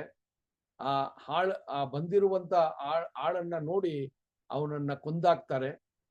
ಅದೇ ರೀತಿ ಅನೇಕ ಆಳುಗಳನ್ನ ಆ ಯಜಮಾನ ಕಳಿಸಿದ್ರು ಕೂಡ ಎಲ್ರೂ ಅವ್ರು ಕೊಂದಾಕ್ತಾ ಇದ್ರು ಅಂತ ನೋಡ್ತೀವಿ. ಕಡೆಯದಾಗಿ ತನ್ನ ಮಗನನ್ನೇ ಕಳಿಸಿದಾಗ ಆತನನ್ನ ಕೂಡ ಕೊಂದಾಕಿದ್ರು ಅಂತ ಆ ಸೌಮ್ಯದಲ್ಲಿ ಇರ್ತಾರೆ. ಸೊ ಆ ಸೌಮ್ಯ ಇದಕ್ಕೆ ಎಷ್ಟು ಹೋಲಿಕೆ ಆಗತ್ತೆ ಅಂತ ಕೂಡ ನಾವು ನೋಡ್ಬೇಕಾಗಿದೆ ಸಹೋದರರೇ. ಯಾಕೆ ಅಂದ್ರೆ ಅಲ್ಲಿ ಇದ್ದಂತ ಒಂದು ಧಾರ್ಮಿಕ ಗುರುಗಳು ಅಥವಾ ಆ ಸ್ಪಿರಿಚುವಲ್ ಲೀಡರ್ಸು ಯಾವ ರೀತಿ ಅವರು ಅವರ ಒಂದು ವಿಷಯಗಳು ಅವರು ಅಷ್ಟು ಕಠಿಣವಾದ ಹೃದಯದಲ್ಲಿ ಅವರಿಗೇ ಆದಂತ ಒಂದು ಸಂಪ್ರದಾಯಗಳು, ಪೂಜೆಗಳು, ಅವ್ರದೇ ಆದಂತ ಯಜ್ಞಗಳನ್ನ ಮಾಡಿಕೊಂಡು ಅವರು ಬೇರೆ ಯಾವುದೇ ರೀತಿಯಲ್ಲಿ ದೇವರು ಅವರ ಸಂಗಡ ಮಾತಾಡಿದ್ರು ಕೂಡ ಅದನ್ನ ಸ್ವೀಕಾರ ಮಾಡೋದಕ್ಕೂ ಅದನ್ನ ಪಾಲನೆ ಮಾಡೋದಕ್ಕೂ ಅವರು ತಯಾರಾಗಿಲ್ಲ ಅಂತ ಕೂಡ ನಾವು ನೋಡುವಂಥದ್ದಾಗಿದೆ ಸಹೋದರ. ಸೊ ಆ ರೀತಿ ನೋಡ್ಬೇಕಾದ್ರೆ ಮೋಶೆಯ ಒಂದು ವಿಚಾರವನ್ನ ಕೂಡ ನಾವು ನೋಡ್ಬೇಕಾದ್ರೆ, ಮೋಶೆಗೆ ಆ ಆಜ್ಞೆಗಳನ್ನ ದೇವರು ಕೊಡುವಾಗ ಅದು ಆತನ ದೂತನ ಮೂಲಕ ಆ ಒಂದು ಆಜ್ಞೆಗಳನ್ನ ಬರೆಸಿ ಕೊಟ್ರು ಅಂತ ಕೂಡ ನಮಗ್ ಗೊತ್ತಿದೆ ಅಲ್ವಾ? ಸೊ ದೇವರು ಕೈಯಾರೆ ಬರೆದ್ರು ಅಂತ ಹೇಳ್ಬೇಕಾದ್ರೆ ಆ ದೂತನಾದ ಲೋಗಾಸ್ ಅನ್ನುವ ಯೇಸು ಕ್ರಿಸ್ತನ ಮೂಲಕನೇ ಆ ಒಂದು ಆಜ್ಞೆಗಳನ್ನ ದೇವರು ಬರೆಸಿದ್ರು ಅಂತ ಕೂಡ ನಾವು ನೋಡ್ತೀವಿ ಸಹೋದರರೇ. ಅದನ್ನೇ 7ನೇ ಅಧ್ಯಾಯ 53ನೇ ವಚನದಲ್ಲಿ ಈ ವಿಚಾರವಾಗಿ ಸ್ತೆಫಾನನು ಕೊನೆಯದಾಗಿ ಆ ವಿಷಯವನ್ನ ಹೇಳುವಂತದ್ದಾಗಿದೆ. ಅದೊಂದ್ಸರಿ ಓದೋಣ. 7ನೇ ಅಧ್ಯಾಯ 53ನೇ ವಚನ. ದೇವದೂತರ ಮೂಲಕ ನೇಮಕವಾದ ಧರ್ಮಶಾಸ್ತ್ರವನ್ನು ನೀವು ಹೊಂದಿದವರಾದರೂ ಅದನ್ನು ಅನುಸರಿಸುವುದಿಲ್ಲ ಎಂದು ಹೇಳಿದನು. ನೋಡ್ರಿ, ಸೊ ಆ ಧರ್ಮಶಾಸ್ತ್ರವನ್ನ ದೇವರ ದೂತನ ಮೂಲಕ ದೇವರು ನಿಮಗೆ ಕೊಟ್ಟರು ಕೂಡ ಅದನ್ನ ನೀವು ಹೊಂದಿದವರಾಗಿದ್ರು ಕೂಡ ಅದನ್ನ ಪಾಲನೆ ಮಾಡೋದಿಕ್ಕೆ ನೀವು ತಯಾರಾಗಿಲ್ಲ ಅಂತ ಈಗ ಇಷ್ಟು ಸಾಕ್ಷಿಯನ್ನ ಹೇಳಿದ ನಂತರ ಒಂದು ಕನ್ಕ್ಲೂಷನ್ನ ಕೊಡುವಂತದ್ದಾಗಿದೆ ಸಹೋದರರೇ. ಸೊ ಮೋಶೆಯ ಆ ಒಂದು ಧರ್ಮಶಾಸ್ತ್ರವನ್ನ ಕೊಡುವಂತ ವಿಷಯವನ್ನ ನೋಡ್ಬೇಕಾದ್ರೆ ಇದೇ ವಿಚಾರವನ್ನ ನಮಗೆ ಅಪೋಸ್ತಲ ಪೌಲ್ ಬರೆಯುವಾಗ ಗಲಾತಿಯರಿಗೆ ಬರೆದ ಪತ್ರಿಕೆಯಲ್ಲಿ 3ನೇ ಅಧ್ಯಾಯ 19ನೇ ವಚನದಲ್ಲಿ ನೋಡ್ಬೋದು. ಗಲಾತಿಯರಿಗೆ ಬರೆದ ಪತ್ರಿಕೆ 3ನೇ ಅಧ್ಯಾಯ 19ನೇ ವಚನ. ಹಾಗಾದರೆ ಮೋಶೆಯ ಧರ್ಮಶಾಸ್ತ್ರವು ಯಾತಕ್ಕೆ? ವಾಗ್ದಾನದಲ್ಲಿ ಸೂಚಿತನಾದವನು ಹುಟ್ಟಿ ಬರುವ ತನಕ ದೇವರು ಇಂತಿಂಥದ್ದು ಅಪರಾಧವೆಂದು ತೋರಿಸುವುದಕ್ಕಾಗಿ ಅದನ್ನು ವಾಗ್ದಾನ ತರುವಾಯ ನೇಮಿಸಿ ದೇವದೂತರ ಮುಖಾಂತರ ಒಬ್ಬ ಮಧ್ಯಸ್ಥನ ಕೈಯಲ್ಲಿ ಕೊಟ್ಟನು. ನೋಡ್ರಿ ಸಹೋದರರೇ, ತುಂಬಾ ಕ್ಲಿಯರ್ ಆಗಿ ಅಪೊಸ್ತಲ ಪೌಲ್ ಬರೀತಾರೆ. ಎಷ್ಟು ಜ್ಞಾನದಿಂದ ಬರೀತಾರೆ ನೋಡ್ರಿ. ಅಲ್ಲಿ ದೇವರು ಏನಕ್ಕೆ ಈ ಧರ್ಮಶಾಸ್ತ್ರವನ್ನ ಕೊಟ್ರು ಅಂದ್ರೆ, ದೇವರ ಸಂಕಲ್ಪದ ಪ್ರಕಾರ ಬರುವಂತವರು ಬರುವ ತನಕ ಇವರು ಪಾಪ ಏನು ಅಂತ ಇವರಿಗೆ ಅರಿವಾಗಬೇಕು ಅಂತ ಆ ಒಂದು ಏನ್ರಿ ಧರ್ಮಶಾಸ್ತ್ರವನ್ನ ಕೊಟ್ರು. ಅದನ್ನ ಯಾರ ಮೂಲಕ ಕೊಟ್ರು ಅಂದ್ರೆ, ದೂತನ ಮೂಲಕ ಈ ಮಧ್ಯಸ್ಥರಿಗೆ ಕೊಟ್ರು. ಅಂದ್ರೆ ಯೇಸು ಸ್ವಾಮಿಯ ಮೂಲಕ ಮೋಶೆಗೆ ಈ ಧರ್ಮಶಾಸ್ತ್ರವು ಕೊಡಲ್ಪಟ್ಟಿತು ಅಂತ ಕೂಡ ಸ್ಪಷ್ಟವಾಗಿ ಅಲ್ಲಿ ಬರೆಯುವಂತದ್ದಾಗಿದೆ ಸಹೋದರರೇ. ಸೊ ಆ ವಿಚಾರಗಳನ್ನ ನಾವು ನೋಡುವಾಗ ಈ ಇಷ್ಟು ವಿಚಾರಗಳು ನಾವು ವಚನ ನೋಡ್ಬೇಕಾದ್ರೆ ದೇವರು ಆತನ ಕೈಯಿಂದ ಬರೆದ್ರು ಅನ್ನೋದನ್ನ ನಾವು ವಚನದಲ್ಲಿ ಓದ್ತೀವಿ. ಆದ್ರೆ ಇದೆಲ್ಲಾನು ದೇವರ ಒಂದು ಪ್ರತಿನಿಧಿಯಾಗಿರುವಂತ ದೂತನಾಗಿರುವಂತ ಪ್ರಧಾನ ದೂತನಾಗಿರುವಂತ ಯೇಸು ಕ್ರಿಸ್ತನ ಒಂದು ಹಸ್ತದಿಂದ ಅಥವಾ ಆತನಿಂದ ಈ ಒಂದು ಧರ್ಮಶಾಸ್ತ್ರವು ಆ ಇಸ್ರೇಲ್ ಜನಾಂಗಕ್ಕೆ ಕೊಡಲ್ಪಟ್ಟಿತು. ಆತನು ಈ ಭೂಮಿಗೆ ಬರುವ ತನಕ ಪಾಪ ಏನು ಅಂತ ಅವರು ಆರಿಸಿಕೊಂಡ ಇಸ್ರೇಲ್ ಜನಾಂಗಕ್ಕೆ ಮೊದಲಾಗಿ ಅವ್ರಿಗೆ ಈ ಪಾಪದ ವಿಚಾರಗಳನ್ನ ಅರ್ಥ ಮಾಡ್ಕೋಬೇಕಂತ ಅವರಿಗೆ ಈ ಧರ್ಮಶಾಸ್ತ್ರವನ್ನ ಕೊಟ್ರು ಅಂತ ಕೂಡ ನಾವು ನೋಡುವಂತದ್ದಾಗಿದೆ ಸಹೋದರ. ಸೊ ಆ ರೀತಿಯ ವಿಚಾರಗಳನ್ನ ನೋಡ್ಬೇಕಾದ್ರೆ ಅದನ್ನೇ ಕಂಟಿನ್ಯೂ ಮಾಡೋಣ. ಈ ಒಂದು ವಿಚಾರಗಳು ಇಷ್ಟು ವಿಚಾರಗಳನ್ನ ಹೇಳಿದಾಗ ಈಗ ಆ ಒಂದು ಕಮಿಟಿಯಲ್ಲಿ ಆ ಒಂದು ಸಮೂಹದಲ್ಲಿ ಇದ್ದಂತ ಲೀಡರ್ಗಳಿಗೆ ಈಗ ಸ್ವಲ್ಪ ಹೃದಯ ಚುಚ್ಚಿದಂಗಾಗತ್ತೆ. ಯೇಸು ಸ್ವಾಮಿ ನಿಮಗೋಸ್ಕರ ದೇವರಿಂದ ಕರೆಸಲ್ಪಟ್ಟಿರುವ ಒಂದು ಪ್ರವಾದಿ, ಮತ್ತೆ ನಿಮ್ಮನ್ನ ಈ ಒಂದು ರೋಮಾಪುರಿಯ ಒಂದು ವಿಷಯದಿಂದ ನಿಮ್ಮನ್ನ ಅವರು ಬಿಡುಗಡೆ ಮಾಡಿ ನಿಮಗೆ ಒಂದು ರಾಜ್ಯವನ್ನ ಕೊಡುವ ಒಂದು ವಿಚಾರವನ್ನ ನೋಡ್ಬೇಕಾದ್ರೆ ಅಲ್ಲಿ ಈಗ ನೀವು ಆತನನ್ನ ಕೊಂದಾಕಿದ್ರಿ ಅಂತ ಹೇಳುವಾಗ ಯೇಸು ಕ್ರಿಸ್ತನು ದೇವರಿಂದ ಆರಿಸಿಕೊಳ್ಪಟ್ಟು ಅವನು ಯೇಸು ಕ್ರಿಸ್ತರೇ ನಿಮಗೆ ಮೆಸ್ಸಯವಾಗಿದ್ದಾರೆ ಅಂತ ಅಲ್ಲಿ ಹೇಳುವಾಗ ಅಲ್ಲಿ ನಡೆದ ವಿಷಯಗಳನ್ನ ನಾವೀಗ ಓದಕ್ಕೆ ಪ್ರಾರಂಭ ಮಾಡೋಣ. 7ನೇ ಅಧ್ಯಾಯ 54ರಿಂದ 56 ವಚನಗಳು. 7ನೇ ಅಧ್ಯಾಯ 54ರಿಂದ 56 ವಚನಗಳು. ಈ ಮಾತುಗಳನ್ನು ಕೇಳಿ ಅವರು ರೌದ್ರ ಮನಸ್ಸುಳ್ಳವರಾಗಿ ಅವರ ಮೇಲೆ ಹಲ್ಲು ಕಡಿದರು. ಆದರೆ ಅವನು ಪವಿತ್ರಾತ್ಮ ಭರಿತನಾಗಿ ಆಕಾಶದ ಕಡೆಗೆ ದೃಷ್ಟಿಸಿ ನೋಡಿ ದೇವರ ಪ್ರಭಾವವನ್ನು ದೇವರ ಬಲಗಡೆಯಲ್ಲಿ ನಿಂತಿದ್ದ ಯೇಸುವನ್ನು ಕಂಡು, ಹಾಗೋ ಆಕಾಶವು ತೆರೆದಿರುವುದನ್ನು ಮನುಷ್ಯ ಕುಮಾರನು ದೇವರ ಬಲಗಡೆಯಲ್ಲಿ ನಿಂತಿರುವುದನ್ನು ನೋಡುತ್ತೇನೆ ಎಂದು ಹೇಳಿದನು. ಓಕೆ. ಸೊ ಇಲ್ಲಿ ನೋಡಿ, ಈಗ ಇಷ್ಟು ಸಮಯ ನಾವು ನೋಡಿದಾಗ ಇಸ್ರೇಲ್ ಜನಾಂಗದ ಇತಿಹಾಸವನ್ನೇ ಅಲ್ಲಿ ಪ್ರಕಟಣೆ ಮಾಡಿಬಿಟ್ರು. ಇತಿಹಾಸವನ್ನೇ ಅಲ್ಲಿ ಹೇಳಿ ಅಲ್ಲಿ ಒಟ್ಟಾರೆ ಅವರು ಒಂದು ಕನ್ಕ್ಲೂಷನ್ ಯಾವ ರೀತಿ ಸ್ಟೇಫಾನನ್ನು ಮಾಡ್ತಾರೆ ಅಂದ್ರೆ, ನಿಮಗೆ ದೇವರು ನಿಮ್ಮನ್ನ ಹಾರಿಸ್ಕೊಂಡು ನಿಮ್ಮನ್ನ ನಡೆಸೋದಿಕ್ಕೆ ಪ್ರವಾದಿಗಳನ್ನ, ರಾಜರನ್ನ ಅಲ್ವಾ, ನ್ಯಾಯಾಧಿಪತಿಗಳನ್ನ ಇವ್ರನ್ನೆಲ್ಲ ಕೊಟ್ಟು ನಿಮ್ಮನ್ನ ಸರಿಯಾದ ದಾರಿಯಲ್ಲಿ ನಿಮ್ಮನ್ನ ನಡೆಸ್ಕೋಬೇಕು ಅಂತ ಅವರು ಅಪೇಕ್ಷಿಸಿದ್ರು ಕೂಡ ನೀವು ದೇವರ ಒಂದು ಮಾತಿಗೆ ವಿಧೇಯರಾಗಿ ಇಲ್ಲದೆ ನೀವು ನಿಮ್ಮ ಮನಸ್ಸಿನ ಪ್ರಕಾರ ನೀವು ನಡ್ಕೊಂಡು ದೇವರ ಒಂದು ಚಿತ್ತಕ್ಕೆ ನೀವು ವಿರುದ್ಧವಾಗಿ ನಡೆದ್ರಿ ಅಂತ ಅಲ್ಲಿ ಬರೀತಾರೆ. ಸೊ ಆ ರೀತಿ ಪ್ರವಾದಿಗಳನ್ನ, ಆ ರೀತಿ ದೇವರು ನೇಮಕ ಮಾಡಿರುವ ಭಕ್ತರುಗಳು ನಿಮ್ಮ ಮಧ್ಯದಲ್ಲಿ ಬಂದ್ರು ಕೂಡ ಅವರನ್ನ ನೀವು ಪರಿಗಣಿಸಿಲ್ಲ, ಅವರನ್ನ ನೀವು ಕೊಂದಾಕಿದ್ರಿ. ಅದೇ ರೀತಿಯಲ್ಲಿ ಯೇಸು ಸ್ವಾಮಿಯನ್ನ ಕೂಡ ಮೆಸ್ಸಯಾಗಿ ಬಂದಿರುವಂತ, ನಿಮ್ಮನ್ನ ಕಾಪಾಡಕ್ಕೆ ಬಂದಿರುವಂತ ಯೇಸು ಕ್ರಿಸ್ತನನ್ನ ಕೂಡ ನೀವು ಕೊಂದಾಕಿದ್ರಿ ಅಂತ ಹೇಳುವಾಗ ಸಹೋದರರೇ, ಅಲ್ಲಿ ಅವರ ರಿಯಾಕ್ಷನ್ ಹೆಂಗಿತ್ತು ಅಂತ ನೋಡ್ರಿ ಅಲ್ವಾ. ಅವ್ರು ಯಾವ ರೀತಿಯ ಆ ಸಮೂಹದಲ್ಲಿರುವಂತ ಲೀಡರ್ಗಳು ಯಾವ ರೀತಿಯ ರಿಯಾಕ್ಷನ್ ಅನ್ನ ಕೊಟ್ರು ಅಂತ ನೋಡ್ಬೇಕಾದ್ರೆ ಸಹೋದರರೇ, ಆ ವಿಷಯ ಹೇಳ್ತದೆ, ಹಲ್ಲು ಕಡಿದು ಏನ್ರಿ ಆ ಹಲ್ಲ ಕಚ್ಕೊಂಡು ಅವ್ರಿಗೆ ಇರುವಂತ ಕೋಪವನ್ನ ವ್ಯಕ್ತಪಡಿಸ್ತಾ ಇದ್ದಾರೆ ಈಗ ಅಲ್ಲಿ ಅಲ್ವಾ. ಸೊ ನಾವು ಇಂಥ ಒಂದು ದೇವರ ಒಂದು ವಿಚಾರಗಳನ್ನ, ದೇವರ ಧರ್ಮಶಾಸ್ತ್ರವನ್ನ ಇಷ್ಟೆಲ್ಲ ಕ್ರಮಬದ್ಧವಾಗಿ ಓದಿದ್ದೀವಿ. ನಮಗೆ ನೀವು ಈ ರೀತಿಯ ಒಂದು ಅಡ್ವೈಸ್ ಅನ್ನ, ಸಾಕ್ಷಿಯನ್ನ ಕೊಡ್ತೀರಾ. ನಾವು ತಪ್ಪಾದವರು ಅಂತ ಯೇಸು ಸ್ವಾಮಿಯನ್ನ ಮೆಸಯ ಅಂತ ನೀನು ನಂಬಿ ನಾವು ಆತನನ್ನ ಕೊಂದಾಕಿದ್ದೀವಂತ ನಮ್ಮ ಮೇಲೆ ನೀನು ದೂರು ಹೇಳ್ತಾ ಇದೀಯಾ ಅಂತ ಅವರಿಗೆ ತುಂಬಾನೇ ಒಂದು ಉಗ್ರವಾದ ಒಂದು ಕೋಪವು ಅವರಲ್ಲಿ ಬಂದಿತ್ತು ಅಂತ ಕೂಡ ನಾವು ನೋಡ್ತೀವಿ.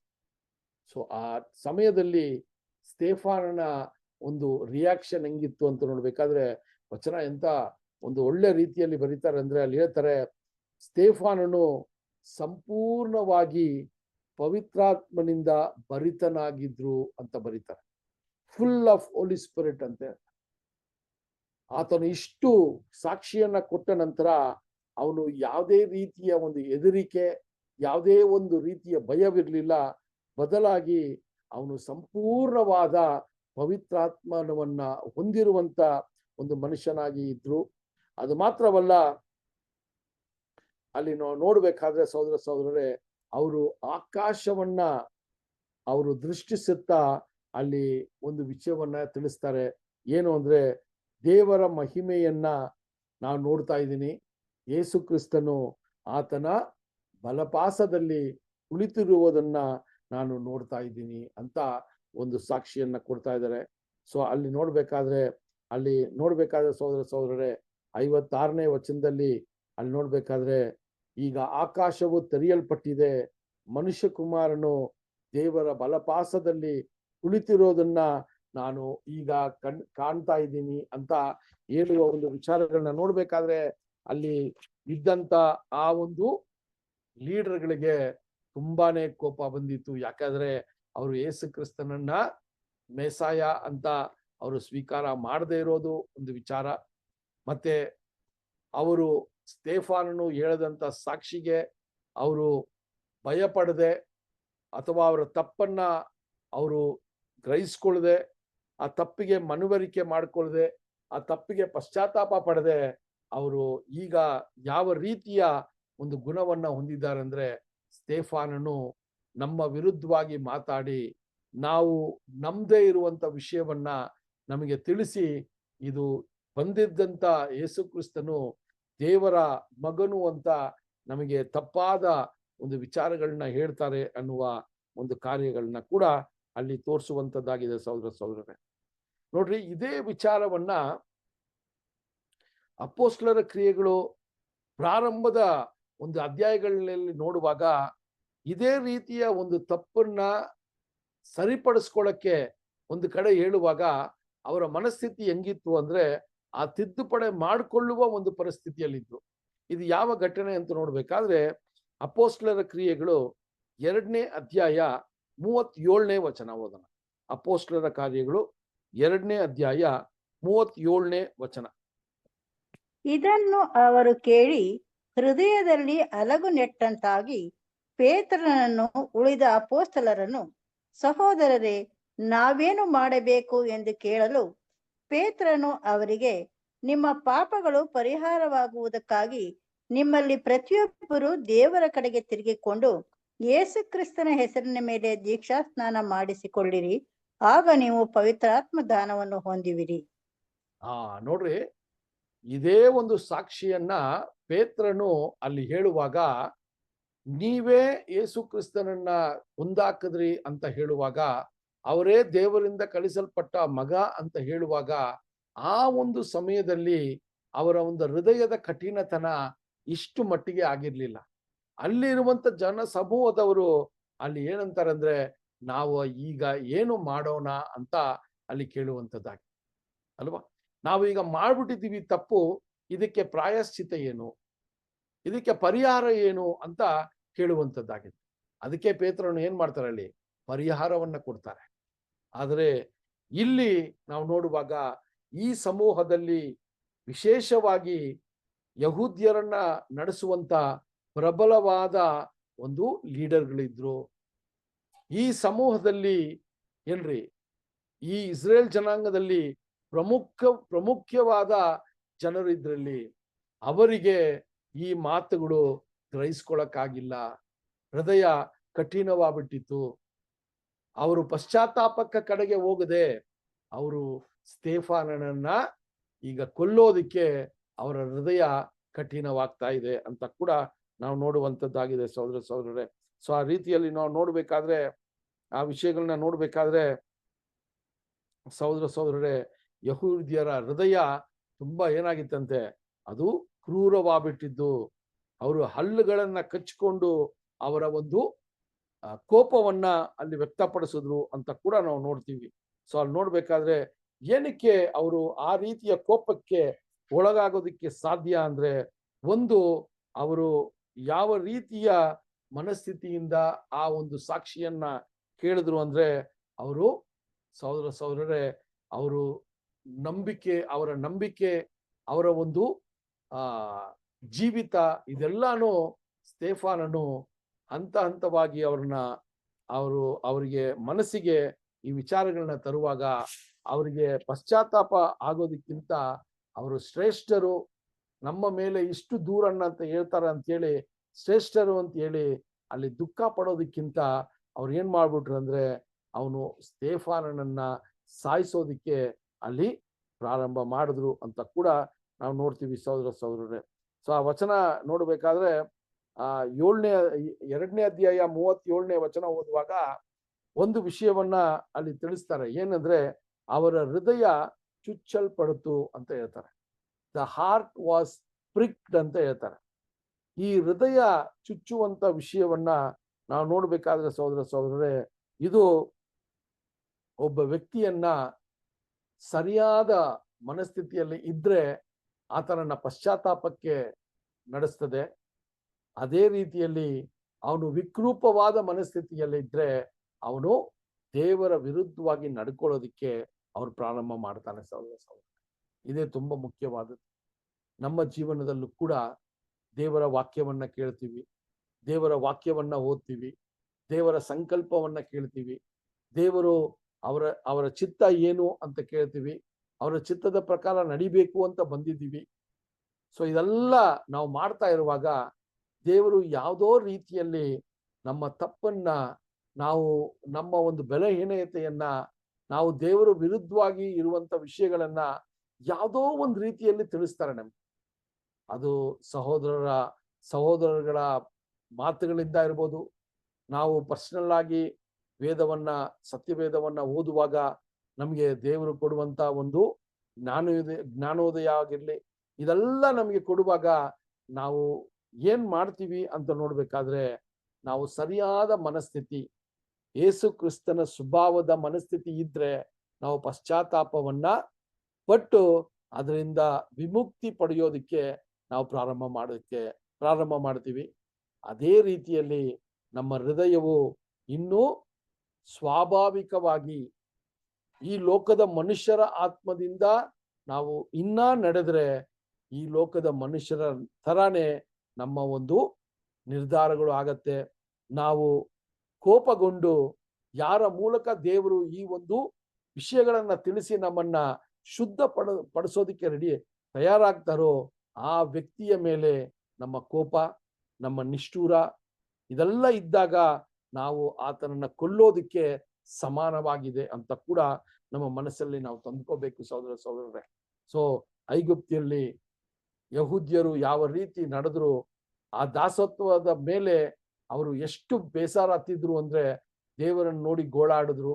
ಆದ್ರೆ ದೇವರು ಅವ್ರನ್ನ ಆ ಒಂದು ಅರಣ್ಯದಿಂದ ಆಚೆ ತಂದ್ರು ಕೂಡ ಮತ್ತೆ ಅವರು ದೇವರ ವಿರುದ್ಧವಾಗಿ ಗುಣಗಾಡಿದ್ರು ಅಂತ ಕೂಡ ನಾವು ನೋಡ್ತೀವಿ ಸಹೋದರರೇ. ಸೊ ಅದರಿಂದ ಈ ವಿಚಾರಗಳನ್ನ ನೋಡ್ಬೇಕಾದ್ರೆ, ಯಾವಾಗ ಸ್ತೆಫಾನನು ಯೇಸು ಕ್ರಿಸ್ತನು ಪರಲೋಕಕ್ಕೆ ಎತ್ತಲ್ಪಟ್ಟು ದೇವರ ಬಲಪಾಸದಲ್ಲಿ ದೇವರ ಮಗನಿನಂತೆ ಕೂತಿದ್ದಾರೆ ಅಂತ ಹೇಳುವಾಗ ಯಹೂದ್ಯರಿಗೆ ತುಂಬಾನೇ ಒಂದು ಆಕ್ರೋಶವು ಮತ್ತು ಕೋಪವು ಉಂಟಾಯಿತು ಅಂತ ಕೂಡ ನಾವು ನೋಡುವಂತದ್ದಾಗಿದೆ ಸಹೋದರರೇ. ಸೊ ಆ ರೀತಿಯ ವಿಚಾರಗಳನ್ನ ನೋಡ್ಬೇಕಾದ್ರೆ, ಈಗ ಸ್ತೆಫಾನನ ವಿಷಯವನ್ನ ನೋಡ್ಬೇಕಾದ್ರೆ ಸಹೋದರರೇ, ಆ ಸ್ತೆಫಾನನ ಒಂದು ಸಾಕ್ಷಿ ಈಗ ದೇವರು ಅಂತ ಒಂದು ನಿಷ್ಠಾವಂತನಾಗಿರುವಂತ ಸ್ತೆಫಾನನಿಗೆ, ಆತನು ಅಪೋಸ್ತಲನಾಗಿಲ್ಲದೆ ಇದ್ರು ಅವನು ಒಂದು ಸಾಧಾರಣವಾಗಿ ಸಭೆ ನಡೆಸೋದಿಕ್ಕೆ ಬೇಕಾಗಿರುವಂತ ಸಣ್ಣ ಪುಟ್ಟ ಕೆಲಸಗಳನ್ನ ಮಾಡೋದಿಕ್ಕೆ ಅವ್ರನ್ನ ಸಭೆ ಆರಿಸ್ಕೊಂಡು, ಆದ್ರೂ ಕೂಡ ಅವರ ಸಾಕ್ಷಿ ಹೆಂಗಿತ್ತು ಅಂತ ನೋಡ್ಬೇಕಾದ್ರೆ ಅಪೋಸ್ಟ್ಲರ್ಗಿಂತ ತುಂಬಾ ಧೈರ್ಯವಾದ ಒಂದು ಸಾಕ್ಷಿ ಇತ್ತು ಅಂತ ಕೂಡ ನಾವು ನೋಡುವಂತದ್ದಾಗಿದೆ ಸಹೋದರರೇ. ಯಾಕೆ ಅಂತ ನೋಡ್ಬೇಕಾದ್ರೆ ಅಲ್ಲಿ ಸ್ತೆಫಾನನು ಆ ನಿಷ್ಠಾವಂತನಾಗಿರೋದ್ರಿಂದಾನೇ ದೇವರು ಈ ಒಂದು ಒಂದು ವಿಷನ್ನ ಸ್ತೆಫಾನನಿಗೆ ತೋರಿಸೋದು. ಅದು ಲಿಟ್ರಲ್ ಆಗಿ ಅಲ್ಲಿ ಆಕಾಶವು ತೆರೆಯಲ್ಪಟ್ಟು ದೇವರ ಬಲಪಾಸದಲ್ಲಿ ಯೇಸು ಕ್ರಿಸ್ತನು ಕುಳಿತಿದ್ದಾನೆ ಅಂತ ಹೇಳುವಾಗ ಅದು ಲಿಟ್ರಲ್ ಆಗಿ ಅಂತ ಇಲ್ಲ, ಅದು ಒಂದು ವಿಷನ್ ಆಗಿ ಅಲ್ಲಿ ಸ್ತೆಫಾನನು ನೋಡಿದ್ರು ಅಂತ ಕೂಡ ನಾವು ನೋಡ್ತೀವಿ ಸಹೋದರರೇ. ಅದನ್ನೇ ನಾವು ನೋಡುವಾಗ ಸಹೋದರರೇ, ಈ ವಿಚಾರಗಳನ್ನ ನೋಡುವಾಗ ಅಲ್ಲಿ ದೇವರು ಸ್ತೆಫಾನನಿಗೆ ಆತನಿಗಿದ್ದಂತ ಆ ಧೈರ್ಯದ ನಿಮಿತ್ತ ಅವರಿಗೆ ನಿಜವಾಗ್ಲೂ ದೇವರು ಒಂದು ಒಳ್ಳೆಯ ಒಂದು ಬಹುಮಾನವನ್ನ ಅವರು ಕೊಡೋದಕ್ಕೆ ದೇವರು ಸಿದ್ಧವಾಗಿದ್ದಾರೆ ಅಂತ ಕೂಡ ನಾವು ನೋಡ್ತೀವಿ ಸಹೋದರರೇ. ಸೊ ಇಂಥ ವಿಚಾರಗಳನ್ನ ನೋಡ್ಬೇಕಾದ್ರೆ ದೇವರ ಒಂದು ಸಂಕಲ್ಪದ ವಿಚಾರಗಳು ಯಾವ ರೀತಿ ಇತ್ತು ಅಂತ ಕೂಡ ನಾವು ನೋಡ್ತೀವಿ. ಸೊ ಸ್ತೆಫಾನನು ಅವನು ಏನ್ ಇತ್ತೋ ಅವರು ಯಹೂದ್ಯರಿಗೆ ಮನ ಕಷ್ಟ ಇದ್ರು ಕೂಡ ಅದನ್ನ ಗ್ರಹಿಸ್ಕೊಳ್ಳಕ್ಕೆ ಅವರು ತಯಾರಾಗಿ ಇಲ್ಲದೆ ಇದ್ರು ಕೂಡ ದೇವರ ಸಂಕಲ್ಪವನ್ನ ಅಲ್ಲಿ ಹೇಳೋದನ್ನ ನಾವು ನೋಡ್ತೀವಿ ಸಹೋದರರೇ. ಅದರಿಂದ ಈ ವಿಚಾರಗಳನ್ನ ನಾವು ನೋಡುವಾಗ ಸಹೋದರರೇ, ಈಗ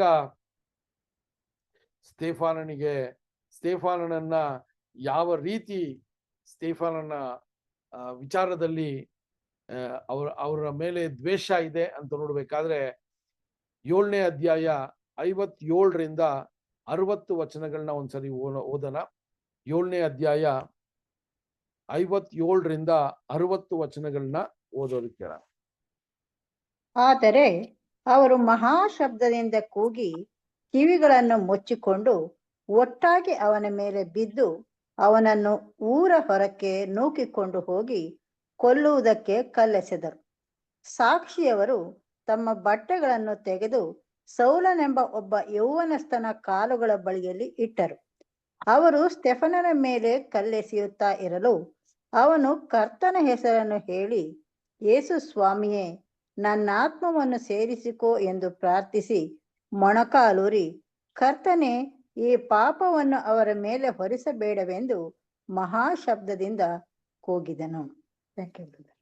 ನೋಡ್ರಿ, ಇದು ಆ ಸಾಕ್ಷಿಯ ನಿಮಿತ್ತವಾಗಿ ಸ್ತೆಫಾನಿಗೆ ಬಂದಂತ ಒಂದು ರಿವಾರ್ಡ್ ಅಥವಾ ಒಂದು ಬಹುಮಾನ. ಯಾವ ಇಸ್ರೇಲ್ ಜನರನ್ನ ಕಾಪಾಡೋದಕ್ಕೆ ದೇವರು ಎಷ್ಟೋ ಕಾಲ ಸಮಯಗಳು ಪ್ರವಾದಿಗಳನ್ನ, ಭಕ್ತರನ್ನ, ರಾಜರನ್ನ ಅಲ್ವಾ, ಅಲ್ಲಿ ನ್ಯಾಯಾಧಿಪತಿಗಳನ್ನ ಇವರೆಲ್ಲ ಕಳಿಸಿದ್ರು ಕೂಡ ಅವರು ಯಾವ ರೀತಿಯ ಒಂದು ಪ್ರತಿಕ್ರಿಯೆಯನ್ನ ತೋರಿಸದೇ ಇರುವಂತ ವ್ಯಕ್ತಿಗಳನ್ನ ನಾವು ನೋಡ್ತಾ ಇದ್ದೀವಿ. ಆ ರೀತಿಯಲ್ಲಿ ಯೇಸು ಕ್ರಿಸ್ತನು ಬಂದ ನಂತರ ಕೂಡ ಅವರು ಹೇಳಿದಂತ ಸುವಾರ್ತೆಯ ವಿಷಯಗಳು, ಅವರು ಮೆಸಾಯ ಅಂತ ತಿಳಿಸುವ ವಿಷಯಗಳು, ಯಾವುದನ್ನು ಆ ಯಹೂದ್ಯರ ಜೀವನದಲ್ಲಿ ಒಂದು ಪರಿಣಾಮವನ್ನ ಅದು ಕೊಡದೇ ಇರಂಗಾಯ್ತು ಅಂತ ಕೂಡ ನಾವು ನೋಡ್ತೀವಿ ಸಹೋದರರೇ. ಆ ಯೇಸು ಕ್ರಿಸ್ತನು ಹೋದ ನಂತರ ಸ್ತೆಫಾನನು ಆ ಸಾಕ್ಷಿಯನ್ನ ಹೇಳಿದಾಗ ಕೂಡ ಅವರು ಮನಸ್ಸು ಯಾವ ರೀತಿ ಪ್ರಾರಂಭದಲ್ಲಿ ಅಥವಾ ಯಾವ ರೀತಿ ಅವರು ಆ ಒಂದು ತಪ್ಪುಗಳನ್ನ ಸ್ವೀಕಾರ ಮಾಡಿ ಮನಸಾಂತರವನ್ನ ಹೊಂದಿ ಪಶ್ಚಾತ್ತಾಪವನ್ನ ಪಟ್ಟು ದೇವರ ಕೋಪಕ್ಕೆ ಗುರಿ ಆಗದೆ ದೇವರ ಒಂದು ವಿಚಾರವನ್ನ ಕಾದಿದ್ರೆ ಅವ್ರಿಗೆ ನಿಜವಾಗ್ಲೂ ಒಂದು ಒಳ್ಳೆಯ ಒಂದು ಅವಕಾಶಗಳನ್ನ ಸಿಕ್ಕಿರ್ಬೋದು. ಆದ್ರೆ ಅಲ್ಲಿ ನೋಡ್ತೀವಿ, ಆ ಒಂದು ಮಹಾ ಸಮೂಹದಲ್ಲಿದ್ದಂತ ಲೀಡರ್ಸು ಏನ್ ಮಾಡಿದ್ರು ಅಂದ್ರೆ, ಅಲ್ಲಿ ವಚನ ಎಂತ ಕ್ಲಿಯರ್ ಆಗಿ ಬರೀತಾರಂದ್ರೆ, ಒಂದು ದೊಡ್ಡ ಶಬ್ದದಿಂದ ಅವರ ಕಿವಿಗಳನ್ನ ಮುಚ್ಚಿಕೊಂಡು, ಸಹೋದರರೇ, ಇಂಥ ಒಂದು ವಿಚಾರಗಳನ್ನ ನಾವು ಸ್ವೀಕಾರ ಮಾಡದೇ ಇರುವಂತ ವಿಚಾರಗಳನ್ನ ಈ ವ್ಯಕ್ತಿ ನಮಗೆ ತಿಳಿಸ್ತಾ ಇದ್ದಾನೆ. ಮೆಸ್ಸಾಯ ಅಂತ ಯೇಸು ಕ್ರಿಸ್ತನನ್ನ ಇವನು ನಂಬಿ ನಾವು ನಂಬಬೇಕು ಅಂತ ಇವನು ಅಪೇಕ್ಷಿಸ್ತಾನೆ.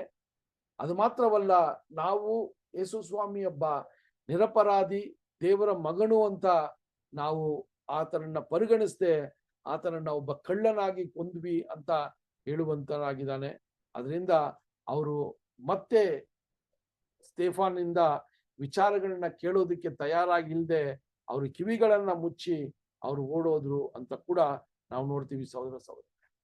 ಸೊ ಒಬ್ಬ ತಪ್ಪು ಮಾಡಿರುವ ವ್ಯಕ್ತಿಗೆ ಯಹೂದ್ಯರಲ್ಲಿ ಒಂದು ಸಂಪ್ರದಾಯ ಏನು ಇತ್ತು ಅಂತ ನೋಡ್ಬೇಕಾದ್ರೆ ಅವನನ್ನ ಊರಿನ ಆಚೆ ಆತನನ್ನ ಕರ್ಕೊಂಡೋಗಿ ಕಲ್ಲೆಸೆದು ಸಾಯಿಸುವ ಒಂದು ಪದ್ಧತಿಯನ್ನ ಯಹೂದ್ಯರು ಮಾಡ್ಕೊಂಡಿದ್ರು.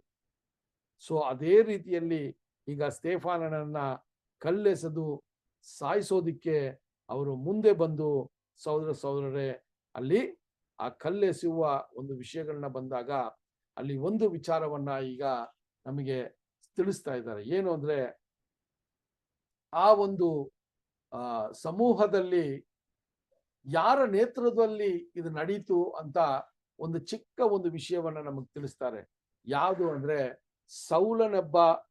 ಒಬ್ಬ ಯುವಕನು ಅಲ್ಲಿ ಇದ್ದನು ಅಂತ ಒಂದು ವಿಚಾರವನ್ನ ತಿಳಿಸ್ತಾರೆ ಅಲ್ವಾ. ಸೊ ಇದು ನಮಗೆ ಏನಂದ್ರೆ ಸೌಲನನ್ನ ಈಗ ಈ ಒಂದು ವಿಷಯದಲ್ಲಿ ಈಗ ಸೌಲನ್ನ ಈಗ ತರ್ತಾ ಇದ್ದಾರೆ. ಸೊ ಈ ಸೌಲ್ ಯಾರಪ್ಪ ಅಂದ್ರೆ ಕಾಲಗಳು ಆದ ನಂತರ ಈ ಸೌಲನು ಪೌಲಾಗಿ ಮಾರ್ಪಡೆಯಾಗಿ ಸಭೆಗೆ ಒಂದು ದೊಡ್ಡ ಸಾಕ್ಷಿಯಾಗಿದ್ರು ಅಂತ ಕೂಡ ನೋಡ್ತೀವಿ. ಆದರೆ ಸ್ಟೇಫಾನನ ಸಾವಿಗೆ, ಸ್ಟೇಫಾನನ ಮರಣಕ್ಕೆ, ಸ್ಟೇಫಾನನ ಕಲ್ಲೆಸೆದು ಕೊಲ್ಲೋದಿಕ್ಕೆ ಸೌಲು ಕೂಡ ಒಬ್ಬ ವೀಕ್ಷಕನಾಗಿದ್ದ. ಸೌಲ ನೇತೃತ್ವದಲ್ಲಿ ಇದೆಲ್ಲ ನಡೀತು ಅಂತ ಕೂಡ ನಾವು ಇಲ್ಲಿ ಓದುವಂತ ವಿಷಯಗಳಲ್ಲಿ ನಾವು ನೋಡುವಂತದ್ದಾಗಿದೆ ಸಹೋದರರೇ. ಆ ರೀತಿಯ ಕಾರ್ಯಗಳನ್ನ ನಡೆದಾಗ ಅಲ್ಲಿ ಸ್ಟೇಫಾನನು ಯಾವ ರೀತಿ ಪ್ರತಿಕ್ರಿಯಿಸಿದರು ಅನ್ನೋದೇ ನಮಗೆ ತುಂಬಾ ಮುಖ್ಯವಾದ ಪಾಠ. ಸ್ಟೇಫಾನನು ಆ ಸಾಕ್ಷಿಯನ್ನ ಹೇಳಬೇಕಾದ್ರೆ ಯಾವ ರೀತಿಯ ಭಯ ಪಟ್ಟಿಲ್ಲ, ಯಾವ ರೀತಿಯ ಒಂದು ಕೋಪಗೊಳ್ಳಿಲ್ಲ. ಬದಲಾಗಿ ಅವರ ಒಂದು ಗುಣ ಹೆಂಗಿತ್ತು ಅಂತ ನೋಡ್ಬೇಕಾದ್ರೆ ಆತನು ಯೇಸು ಕ್ರಿಸ್ತನನ್ನ ಆತನು ಪರಲೋಕದ ಕಡೆ, ಆಕಾಶದ ಕಡೆ ತಿರುಗಿ ಅವರು ಹೇಳುವಂತ ವಿಚಾರಗಳು ರೆಕಾರ್ಡ್ ಆಗಿರೋದು ನೋಡ್ಬೇಕಾದ್ರೆ ತಂದೆಯಾದ ಯೇಸು ಕ್ರಿಸ್ತನೇ ನನ್ನ ಆತ್ಮವನ್ನ ನಿಮ್ಗೆ ಒಪ್ಪಿಸ್ತೀನಿ ಅಂತ ಒಂದು ವಿಚಾರವಾಗಿ ಅಲ್ಲಿ ಮಾತನಾಡೋದನ್ನು ನೋಡ್ತೀವಿ.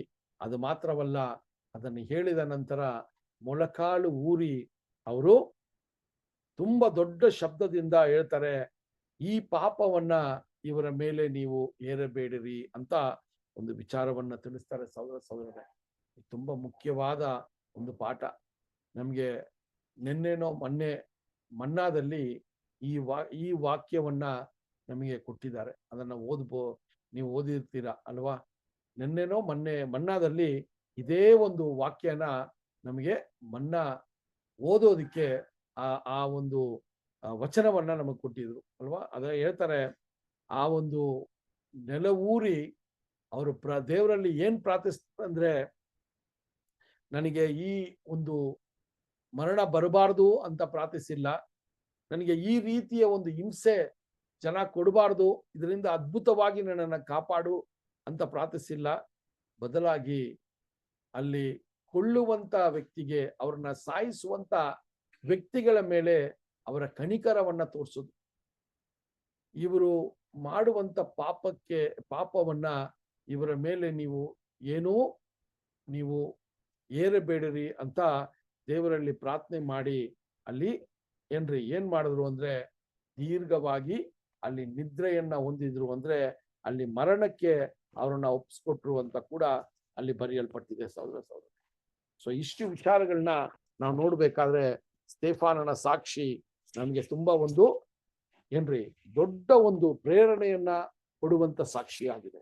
ನಾವು ಕೂಡ ಈ ಒಂದು ಸತ್ಯದ ಮಾರ್ಗದಲ್ಲಿ ಬಂದಾಗ ಕ್ರೈಸ್ತ ಸಮುದಾಯದಲ್ಲಿ ನಾನಾ ರೀತಿಯ ಸಂಪ್ರದಾಯಗಳು, ನಾನಾ ರೀತಿಯ ತಪ್ಪಾದ ಬೋಧನೆಗಳು ಅಲ್ಲಿ ಪ್ರಕಟವಾಗತ್ತೆ.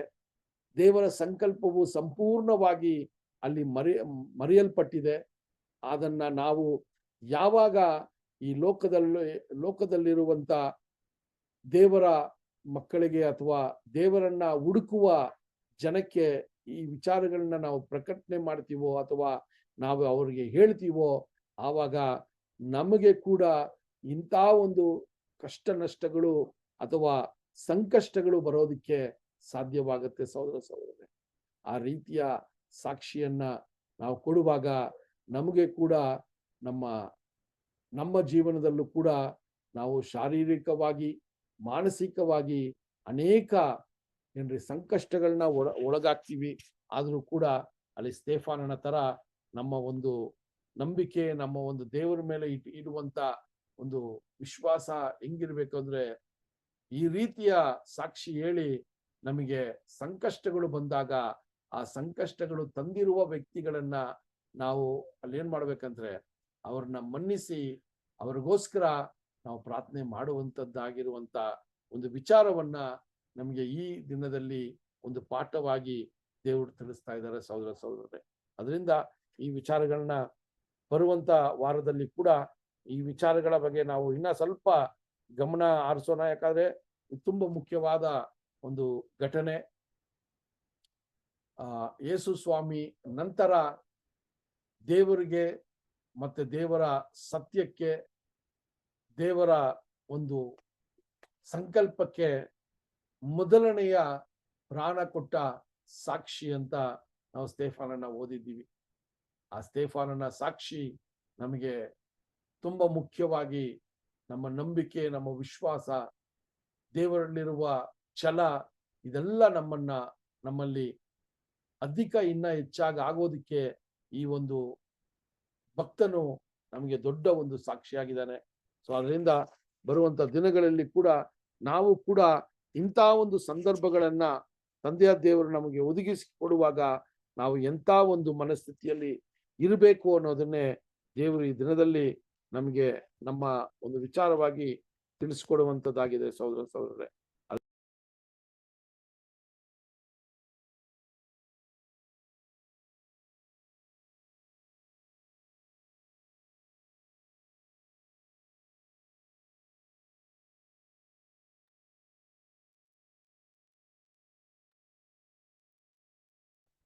ಬ್ರದರ್ ಕೇಳ್ತಾ ಇದೆಯಾ? ಕೇಳಿಸ್ತಾ ಇದೆ ಬ್ರದರ್. ಕಟ್ಟಾದಂಗಿತ್ತು. ಓಕೆ, ಸೊ ಈಗ ನಾವು ನೋಡುವಾಗ 7ನೇ ಅಧ್ಯಾಯ 60ನೇ ವಚನದಲ್ಲಿ ನಾವು ಈ ದಿನದಲ್ಲಿ ಈ ಪಾಠವನ್ನ ಮುಗಿಸೋಣ. ಸೊ ಬರುವಂತ ದಿನಗಳಲ್ಲಿ ಕೂಡ ಸ್ತೆಫಾನನ ವಿಷಯವಾಗಿ ನಾವು ನೋಡಿದಂತ ಈ ಕಾರ್ಯಗಳನ್ನ ಮತ್ತೆ ಮೆಲುಕಾಕ್ರಿ. ಸ್ತೆಫಾನನ ಒಂದು ಧೈರ್ಯದ ವಿಷಯ, ಸ್ತೆಫಾನನ ಒಂದು ನಂಬಿಕೆಯ ವಿಚಾರ, ಸ್ತೆಫಾನನು ಯಾವ ರೀತಿಯ ಸಾಕ್ಷಿಯನ್ನ ಕೊಟ್ಟರು ಅಂತ ಕೂಡ ನಾವು ನೋಡ್ತೀವಿ. ಇಷ್ಟೆಲ್ಲಾ ದೇವರಿಗೆ ಒಂದು ವಿಧೇಯರಾಗಿದ್ದು ದೇವರಿಗೆ ಸಾಕ್ಷಿಯಾಗಿದ್ರು ಕೂಡ ದೇವರು ಆತನನ್ನ ಒಂದು ಒಳ್ಳೆಯ ರೀತಿಯಲ್ಲಿ ಆತನನ್ನ ಕಾಪಾಡಿಲ್ಲ ಅನ್ನೋದನ್ನ ಕೂಡ ನಾವು ನೋಡ್ಬೇಕಾಗಿದೆ. ದೇವರ ಸಂಕಲ್ಪ ಆ ಸಾಕ್ಷಿಯಾಗಿದ್ದು ಅವರು ಆ ರೀತಿಯ ಮರಣವನ್ನ ಹೊಂದಿ ಸಭೆಗೆ ಒಂದು ಸಾಕ್ಷಿಯಾಗಿ ಇರಬೇಕು ಅಂತಾನೆ ದೇವರ ಸಂಕಲ್ಪವಾಗಿರೋದ್ರಿಂದ ಅದನ್ನ ಆ ವ್ಯಕ್ತಿಯ ಸ್ತೆಫಾನನ ಜೀವನದಲ್ಲಿ ಅದನ್ನ ನಡೆಸಿದ್ರು ಅಂತ ಕೂಡ ನಾವು ನೋಡ್ಬೇಕಾಗಿದೆ. ಸೊ ಅದರಿಂದ ಬರುವಂತ ದಿನಗಳಲ್ಲಿ ಈ ಸ್ತೆಫಾನನ ಮರಣದ ಕಡೆಯ ವಿಚಾರಗಳನ್ನ ಕೂಡ ಸ್ವಲ್ಪ ನೋಡಿ ನಾವು ಮುಂದುವರ್ಸೋಣ.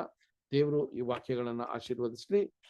ಈ ಒಂದು ವಿಷಯವನ್ನ